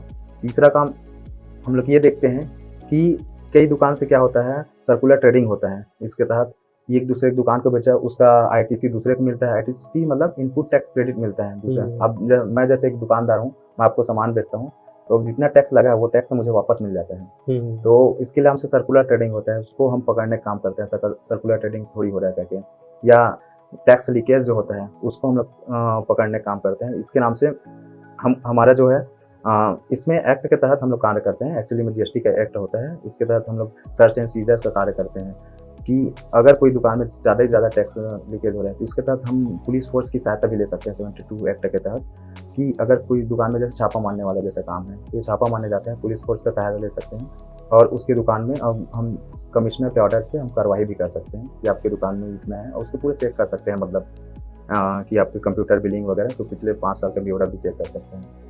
ऐसे तो साल में तो छापा मारते ही हैं, ऐसा तो प्रसिद्ध है हम लोग के तो डिपार्टमेंट उसमें एकदम फील आता होगा ना कि वही। कुछ फील्ड में वर्क कर रहे हैं, जी बढ़िया लगता होगा। अच्छा तो आपने एक आध किया है अभी? मैंने किया था रायगढ़ में, मैंने छापा मारने को नहीं, लेकिन हाँ व्यापारियों से मैं जो पेनाल्टी वाला था 200 रुपए के ऊपर जो बिल नहीं बनाते थे उसके ऊपर कार्रवाई बहुत की हूँ, मतलब कि आप बिल क्यों नहीं बना रहे हो। हालांकि पहले ये है हम लोग समझाइश देते हैं, हम नहीं चाहते कि कोई भी व्यापारी मतलब हमसे मतलब हम, क्योंकि नए नए हैं, जीएसटी 2017 के बाद आया है तो आधे व्यापारी को पता ही नहीं मतलब जीएसटी क्या होता है, आदत तो यही है, बिल कैसे बनाना है ये भी नहीं पता। तो हम कोशिश यही करते हैं कि पहले समझाएं। इसके नाम से अभी हम लोग अभियान भी चला रहे हैं कि जैसे वो कचरा वाला जैसा आता है ना, तो गाड़ी वाला घर से कचरा निकाल कर कहीं चलता है, तो उसमें हम लोग जीएसटी का एक ट्यून भी डालने वाले हैं, जस्ट शुरू हो जाएगा 1 आध महीने में, ताकि लोग ज़्यादा से ज़्यादा मोटिवेट हों, क्योंकि गलती हमारे से ही होते हैं, हम ही बिल लेना नहीं चाहते, जल्दबाजी के चक्कर में और हो गया ना, कौन बिल लेगा, एक बात। दूसरा बात व्यापारी भी बोलता है अगर आप बिल लोगे तो ज़्यादा पड़ेगा, ये कहने को मिलता है, बिल मांगे तो फिर ज़्यादा टैक्स नहीं जुड़े सकेगा, मतलब ज़्यादा ना महंगा हो जाए ऐसा टाइप का। तो उस केस में क्या करना चाहिए? तो वो उस केस में जो ग्राहक है उसको बिल लेना चाहिए, क्योंकि जीएसटी पहले से जुड़ जा रहता है, ज़्यादा नहीं पड़ता, वो तो पहले से इंक्लूड है उसमें, ज़्यादा थोड़ी पड़ेगा रेट। तो ये चीज़ें को मैं खासकर ग्राहक को मोटिवेट करने के लिए धीरे धीरे हम लोग अभियान जो चलाएंगे ऐसा सोच रहे हैं, और ये अगले महीने से शुरू भी हो जाएगा। और कोशिश करें एक क्रिकेट टूर्नामेंट भी कराने का, ताकि जीएसटी में लोग मतलब जाने क्या चीज़ है कहते हैं। तो ये हम काम बहुत बढ़िया रहता है, क्योंकि फील्ड वर्क में जैसे जाते हैं व्यापारियों से हम लोग घुलना मिलना होता है और उनका बिल चेकिंग वगैरह करते हैं। इससे सबसे बढ़िया सरकार की आय में हम लोग ग्रोथ करते हैं, क्योंकि यहीं से फिर हम लोग का जो पैसा मतलब लोगों को मतलब जितना भी सरकारी रहता है उसको पेंशन में, तनख्वाह में, ये सब जनपसियों का जो भी कार्य रहता है उसमें सब इन्वेस्ट होता है, क्योंकि हम लोग सरकार के आय वाले सेक्शन है जिससे जानने वाले नहीं है, मतलब सबसे ज्यादा तो अब बता ही चुका हूँ, स्टेट जीएसटी से आता है। तो अच्छा लगता है, मतलब सरकार के आय बढ़ाने में हम भागीदारी निभाते हैं, मतलब। और तो नॉर्मली आपका जॉब जो रहता है वो ऑफिस वर्क रहता है कि फील्ड वाला ज्यादा रहता है? हाँ, एक्चुअली में हम लोग जो हमारा जो क्लास 2 असिस्टेंट कमिश्नर पोस्ट है वो ऑफिस रहता है, लेकिन जबकि जो सीटीआई जो पोस्ट होता है, सेल टैक्स इंस्पेक्टर जो रहता है, उन लोग का पोस्ट जो रहता है वो फील्ड वर्क में जाता है। लेकिन हाँ, कहीं ना कहीं हमको भी इंस्पेक्शन वगैरह के लिए जाना रहता है, तो बिल्कुल हम लोग भी जाते हैं। पर मेजरली आपका ऑफिस में रहता है और मैनेज करने का रहता है सीटीआई को? जी जी इस हाँ सीटीआई, इसके हमारे जस्ट नीचे स्टेट टैक्स ऑफिसर भी होते हैं। अच्छा, उसके नीचे फिर सीटीआई होते हैं। ओके, शायद वो भी सीजीपीएससी के थ्रू होता है? नहीं, वो प्रमोशन पोस्ट है, सीटीआई जो है प्रमोशन होकर फिर स्टेट टैक्स ऑफिसर बनता है। अच्छा, उसके बाद सीजीपीएससी से सीटीआई बनते हैं ना? हाँ, क्लास सीटीआई बनते हैं, फिर सीटीओ बनते होंगे। सीटीओ नहीं है, सीटीओ का नाम ही परिवर्तन करके फिर अभी असिस्टेंट कमिश्नर रख दिया गया। अच्छा, पर अच्छा नाम रखा गया, एकदम अच्छा लगता है। जी, बहुत बढ़िया नाम। तो मतलब किस टाइप का आप जॉब कहेंगे? मतलब बहुत हेक्टिक जॉब है, बहुत मेहनत है, या फिर आराम से आप बाकी चीजों पे भी, मतलब एक वर्क लाइफ बैलेंस वाला जॉब है, क्या कहेंगे आप? नहीं, मैं ये कहना चाहूँगा बहुत बढ़िया मतलब जॉब है आपका। जैसे कहते हैं ना मंडे टू ट्यूसडे, मतलब क्या बोलते हैं, मंडे से फ्राइडे तक का आपका रहना चाहिए, तो बस उतना ही रहता है। सैटरडे संडे छुट्टी, मतलब छुट्टी, ये ऐसा है। और आपका ऑफिस में भी वर्कलोड जैसे रहता है, रेवेन्यू डिपार्टमेंट जितना वर्कलोड रहता है वो वर्कलोड मतलब मुझे लगता है हमारे डिपार्टमेंट में कम रहता है। हालांकि अभी अपने विभाग का 6 महीने में उतना ज़्यादा ज्ञान नहीं है, लेकिन मुझे जितना अनुभव है उस अनुभव के हिसाब से मैं बता रहा हूँ कि अदर रेवेन्यू डिपार्टमेंट से हमारा डिपार्टमेंट मतलब फ्री है, और एक अच्छा लाइफ जीने के लिए हमारा डिपार्टमेंट बहुत अच्छा है, मतलब एक बैलेंस बना के रखने के लिए। बिल्कुल, अगर आप कोई चाहता है मतलब कि अपने फैमिली को ज़्यादा टाइम दे, तो और ऐसा भी है कि अगर जो डीएसपी नहीं बनना चाहता, जैसे डीसी रहता है फर्स्ट रैंक में, सब डीसी डालते हैं प्रेफरेंस में, दूसरा डीएसपी जिसको नहीं बना, तो अभी डेट में ऐसा होगा सेकंड प्रेफरेंस में मतलब अपना ही पोस्ट डाला जाता है, तो एक अच्छा पोस्ट माना जाता है। क्योंकि पोस्ट जितना टाइम मैं भरा था प्रेफरेंस में, उतना टाइम मुझे भी नहीं पता था ये पोस्ट क्या चीज़ है, तो क्योंकि पर अब अच्छा लग रहा है। हाँ, आने के बाद पोस्ट अच्छा, बहुत अच्छा लगता है। क्या रखा था आपने हायरार्की में, क्या रखा था? सबसे पहले तो डीसी रखा था, उसके बाद मैंने सेकंड जिला आबकारी अधिकारी रखा था। ओके, थर्ड प्रेफरेंस पे मैंने इसको रखा था, क्योंकि डीएसपी वैसा था, हेड भी नहीं आता था, तो सवाल ही नहीं उठता मेरा डीएसपी बनने का। तो उसके बाद फिर इसको, उसके बाद फिर मैंने अकाउंट। पर अब आप सैटिस्फाइड है ना इससे? बिल्कुल। बहुत क्योंकि एक टाइम बाद ऐसा लगता है, भले तो स्टार्टिंग में लगता है कि हाँ ठीक है, जनता के लिए सेवा करना सेवा, लेकिन हाँ इसमें भी तो हम लोग व्यापारी को सजेस्ट कर ही रहे हैं ना। और एक टाइम बाद लगता है कि समय नहीं मिल पाता है, समय नहीं मिल पाता है, ऐसा बोलते हैं। हमारे विभाग में आराम समय आसानी से मिलता समय है, बढ़ रहा है। आप अपने आप उतने ही समय में लोगों हाँ। को हेल्प भी कर पा रहे हो, जी बिल्कुल, सरकार को हेल्प कर पा रहे हो। जी जी। बहुत अच्छी बात। और क्या क्या फायदे हैं, मतलब क्या क्या मिलता है, गाड़ी, घर और जो जो चीजें रहती हैं उसमें से क्या क्या आपको चीजें मिलती हैं? हमारे पोस्ट में ऐसा है, मतलब जब आपको इंचार्ज मिल जाता है तो आपको सबसे पहले तो वही 02 का गाड़ी मिल जाएगा आपको, सुमो। अगर आपके हाथ में चार्ज है तो घर वगैरह की सुविधा तो ऐसे कम मिलता है, क्योंकि ये रेवेन्यू डिपार्टमेंट के अंदर में रहता है, तो परमिशन तो वही कमिश्नर से लेना पड़ता है। तो इसके अकॉर्डिंग तो मतलब सुविधा वहीं से प्रोवाइड होता है। हम लोग का तो अलग से ऐसे सिर्फ रायपुर बस में है, जीएसटी कॉलोनी करके बना दिया गया है, तो वहाँ मिल जाता है, लेकिन बाकी छत्तीसगढ़ में कहा जाए तो नहीं है। हाँ, तीसरा बात मैं बताना चाहूँगा अपने डिपार्टमेंट का, ये जो जॉब है मतलब आपको ग्रामीण फील्ड में नहीं है, क्योंकि व्यापारी बड़े नहीं रहते तो उसके नाम से वहाँ नहीं है। तो आप अगर इस पोस्ट में आना चाहते हैं तो आपको शहर में ही मिलेगा बड़ी, और इसीलिए सिर्फ पोस्ट कम निकलते हैं। क्योंकि पहला बात तो ये डिवीजन रहता है, हम लोग कमिश्नर मतलब एक हायरार्की चलता है, तो डिवीजन में रहता है, 5 डिवीजन है तो 5 डिवीजन में है, ठीक है। उसके अतिरिक्त हालांकि कई जगह सर्कल है, लेकिन आपको ग्रामीण इलाके में नहीं रहता है। नीचे में जाओगे मतलब आप बस्तर संभाग में जाओगे तो सिर्फ जगदलपुर में है, ऊपर में जाओगे तो आपका अंबिकापुर और मनेंद्रगढ़ बस में है, बीच में आओगे तो रायपुर, दुर्ग और अपना बिलासपुर, रायगढ़ और कोरबा, बस इतने में है आपका। तो ये एक रॉयल जॉब होता है, मतलब आप शहर में ही रह के करोगे, ये अच्छी चीज़ है। मतलब घर से ज़्यादा दूर रहना नहीं पड़ेगा, और दूर भी रहते हो तो आप एक शहरी इलाके में रहोगे। तो मतलब फ्यूचर प्लानिंग के लिए, बच्चों के लिए, मतलब शिक्षित करने के लिए ये बहुत अच्छी है। ये बहुत अच्छी चीज़ है। मतलब ओवरऑल मुझे लग रहा है बहुत खुश है इस पोस्ट में आके, और ऑलमोस्ट सब कुछ यहाँ पर कवर हो रहा है, अच्छे जगह में रह रहे हैं। अच्छा एक ओहदा है असिस्टेंट कमिश्नर, क्योंकि हम लोग का जो सामना होता है तो ये जो होता है मतलब व्यापारी से ही होता है, वो भी कैसे व्यापारी, बड़े व्यापारी से, मतलब जिसका टर्नओवर 40 लाख से ऊपर है, मतलब राज आप जिसको बोलते हैं, तभी तो मतलब बड़े व्यापारी से होता है। व्यापारी से नहीं होगा तो उनके वकील से होता है, और वकील से नहीं होता तो उनके सीए वगैरह जो आते हैं, मतलब हाँ इनके लिए हाँ हम लोग का थोड़ा अपडेट होते हुए रहना पड़ता है डिपार्टमेंट में। बहुत सारे नोटिफिकेशन आते हैं तो अपडेटेड, क्योंकि हमारा सामने सीए से रहता है। अब जानते हैं सीए लोग को काम को, सीए मेरे सीए बहुत सारी चीजें यही सब में उलझे हुए रहते हैं कि कैसे वो करना, तो मुझे पता है। और प्रिपेयर रहना पड़ता है। इंग्लिश वगैरह भी हमारे डिपार्टमेंट में थोड़ा ज़्यादा इशू रहता है, कि क्योंकि सभी नोटिफिकेशन अगर इंग्लिश में रहता है तो इंग्लिश स्ट्रांग अच्छा होना चाहिए, तो आप अच्छे कर सकते हैं अपने डिपार्टमेंट में। इसीलिए तो मतलब ऑफिसर्स इसीलिए चुने जाते हैं कि कुछ नया है तो आप उसको सीख जाओ, है ना। इसीलिए आई थिंक ये प्रोसीजर बहुत इंपॉर्टेंट है कि आपके ऊपर कोई भी नया चैलेंज आ रहा है, आपको उसको सीख के फिर इम्प्रूव करके फिर उसको अप्लाई करना है। जी बहुत सही। तो सर ऑलमोस्ट हम लोगों ने सारी चीज़ों को कवर कर लिया है, कैसे पढ़ना चाहिए, प्रीलिम्स, मेंस, इंटरव्यू, मोटिवेशन वाला पार्ट। मुझे चाहिए अब आप फाइनल एक मैसेज दीजिए एस्पिरेंट्स को कि भाई इन चीज़ों का हमेशा ध्यान रखना, और ऐसा अपना गुरु मंत्र दीजिए ताकि उसको लोग फॉलो करके आप ही की तरह एक ऑफिसर बन सके। जी बिल्कुल। मैं एस्पिरेंट को यही कहना चाह रहा हूँ कि सबसे पहले आपका आर्थिक हो चाहे सामाजिक हो, ये कंडीशन कोई मायने नहीं रखता। आप जो भी कंडीशन में रहे, अगर आप सोच रहे हैं कि मुझे ये बनना है, चाहे कोई भी फील्ड में, आप जैसे जीपीएससी में आना चाहते हैं, चाहे डॉक्टर बनना चाहते हैं, चाहे कोई भी चीज़, अगर आपको लगता है कि आप बन जाओगे, तो स्वामी विवेकानंद जी भी फिर से वही कहते हैं कि आप जो लक्ष्य को प्राप्त करना चाहते हो तो उठो, जागो और तब तक उस लक्ष्य के पीछे भागते रहो जब तक कि आप उस लक्ष्य को प्राप्त ना कर लो।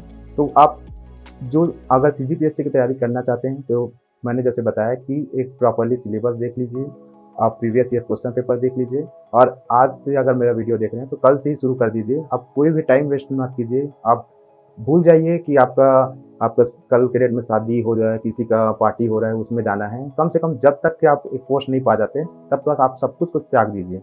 आप जिस दिन पोस्ट पा जाओगे उस दिन देखना आपके सबको ही अपने हो जाएंगे, जितने पराये वाले हैं सब कुछ अपने हो जाएंगे। क्योंकि एक तड़प होनी चाहिए कुछ पाने की, क्योंकि सोच तो हर कोई लेता है। क्योंकि मैं अपना बता रहा हूँ, मेरे औकात से बड़े मेरे सपने थे, और उस सपने को पाने की चाहत उससे कई ज़्यादा बड़ी थी। तो मैं यही कहना चाह रहा हूँ कि जो भी है कल से ही आप शुरू कर दीजिए, भिड़ जाइए अपने लक्ष्य की ओर और मन लगा के पढ़िए। मैं तो 21 रैंक आया, मैं चाह रहा हूँ आप अगर मेरी इस वीडियो से कोई एक भी बच्चा एक्सपीरियंस होकर बनता है तो आप क्लास सीधा फर्स्ट रैंक भी आ सकते हैं। Thank you so much. बहुत ही इंस्पायरिंग रहा आपके साथ ये वार्तालाप करके, मुझे कुछ बहुत अच्छा फीलिंग आ रहा है, गूज बम्स आ गए थे, एकदम रोंगटे खड़े हो गए थे आपसे बात करते हुए। And thank you so much, आपने अपना इतना वैल्यूएबल टाइम हमारे साथ शेयर किया। Thank you so much. मैं तो आपको देना चाहूँगा कि आपने मुझे इस मतलब मोटिवेशन करने के लिए आप मुझे आमंत्रित किए। सबसे पहले तो मैं आपको धन्यवाद करना चाहूँगा। बहुत अच्छा लगा। पर अब बहुत सारी पढ़ाई की बातें हो गई हैं, जी थोड़ा सा फन राउंड में आते हैं। जी this is our rapid fire round. Rapid fire round में मतलब मैं आपको क्वेश्चंस पूछते जाऊंगा, जो भी चीज आपके सबसे पहले दिमाग में आएगी जी वो आपको बताना है, ठीक है? जी सो लेट्स स्टार्ट। जी। सबसे पहला सवाल है, अगर आपको कोई फेवरेट डिश मिले जो हमेशा खाने के लिए जब भी आपको मिल जाए, वो कौन सी डिश रहेगी?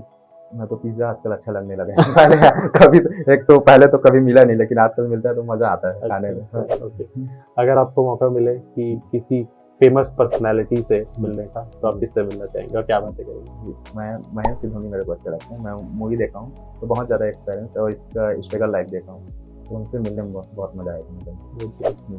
अगर आपको टाइम मशीन मिले तो फ्यूचर में जाना चाहेंगे, पास्ट में जाना चाहेंगे, क्या करना चाहेंगे? पहला तो यही है कि मैं पास्ट में जाना चाहूँ, क्योंकि जो गलती मैंने किया है इतना, क्योंकि उस समय ऐसा था, हम लोग मस्त एज था 21 एज का, तो कंडीशन तो ऐसा था, पढ़ना था, लेकिन जो लाइफ इंजॉय नहीं कर पाए वो मैं जल्दी पोस्ट पाके, क्योंकि गलतियाँ जो की है वो गलतियाँ ना करके मैं पहले अपना कंप्लीट कोई पोस्ट पा जाऊँ, उसके बाद इंजॉय करना चाह रहा हूँ लाइफ को, क्योंकि बहुत लेट हो चुका है क्योंकि बिल्कुल। लास्ट क्वेश्चन, अगर आपको आपके सामने जिन आ जाए और आपको 3 विशेस आपको मिले, तो आप क्या मांगना चाहेंगे? पहला तो यही मांगूंगा कि जो व्यक्ति अच्छे से मतलब अच्छे जी रहे हैं, मतलब सुख सुविधा पूर्वक सभी, मतलब जैसे कोविड काल आया था तो ऐसा कंडीशन में ना रहे, कोई गरीब व्यक्ति जैसे है उसके दो दाने पाने के लिए ना रहे, कुछ मतलब रोटी के लिए निवाला जो पड़ गए थे, लाले पड़ गए थे, वो कंडीशन मैं भगवान से यही प्रार्थना करता हूँ कि दोबारा ऐसा कोविड वाला सिचुएशन जो है ना रहे, सभी स्वस्थ रहे और अच्छे से रहे, सभी का घर परिवार में मुझे मानना है वो मस्त रहेंगे। 2 और विशेस हैं आपके पास अभी भी?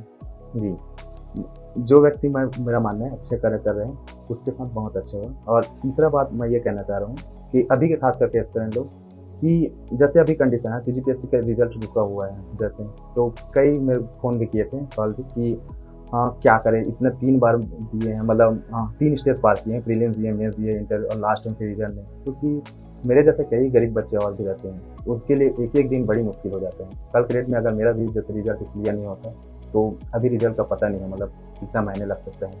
तो ऐसे कंडीशन में मैं उन एस्पिरेंट के लिए कहना चाहता हूँ कि धैर्य रखें, आप सभी का रिजल्ट मतलब पॉजिटिव आएगा, ऊपर वाले से यही दुआ मांग करूँगा। जो भी मांगा आपने दूसरों के लिए मांगा, बहुत अच्छा लगा, बहुत अच्छा लगा मुझे ऊपर वाले से बहुत है, जो दिया है मैं, मेरा मानना है मेरे पिताजी के आशीर्वाद से मुझे जो मिला है बहुत अच्छा मिला। अब जो चाहिए वो दूसरों के लिए ही चाहिए। बहुत अच्छा लगा सर आपसे बात करके। सर, हमारे यहाँ एक प्रथा है कि आप एक नेक्स्ट टॉपर को टैग करते हैं ताकि वो भी यहाँ पर आके अपने व्यू शेयर कर सके, तो आप किनको टैग करना चाहेंगे? जी बिल्कुल। मैं सबसे पहले आशीष मंडावी सर, जो अपनी ग्रुप के असिस्टेंट कमिश्नर GST पद पर हैं, मैं उनको बुलाना चाहूँगा, क्योंकि उनका बहुत ही अच्छा मोटिवेशनल स्पीच उनका भी रहता है। एक दूसरा कृतिका राज करके है, जो ग्रामीण इलाका कोरबा से बिलोंग करती है, क्योंकि महिलाओं का समाज में विकास होना बहुत ज़रूरी है।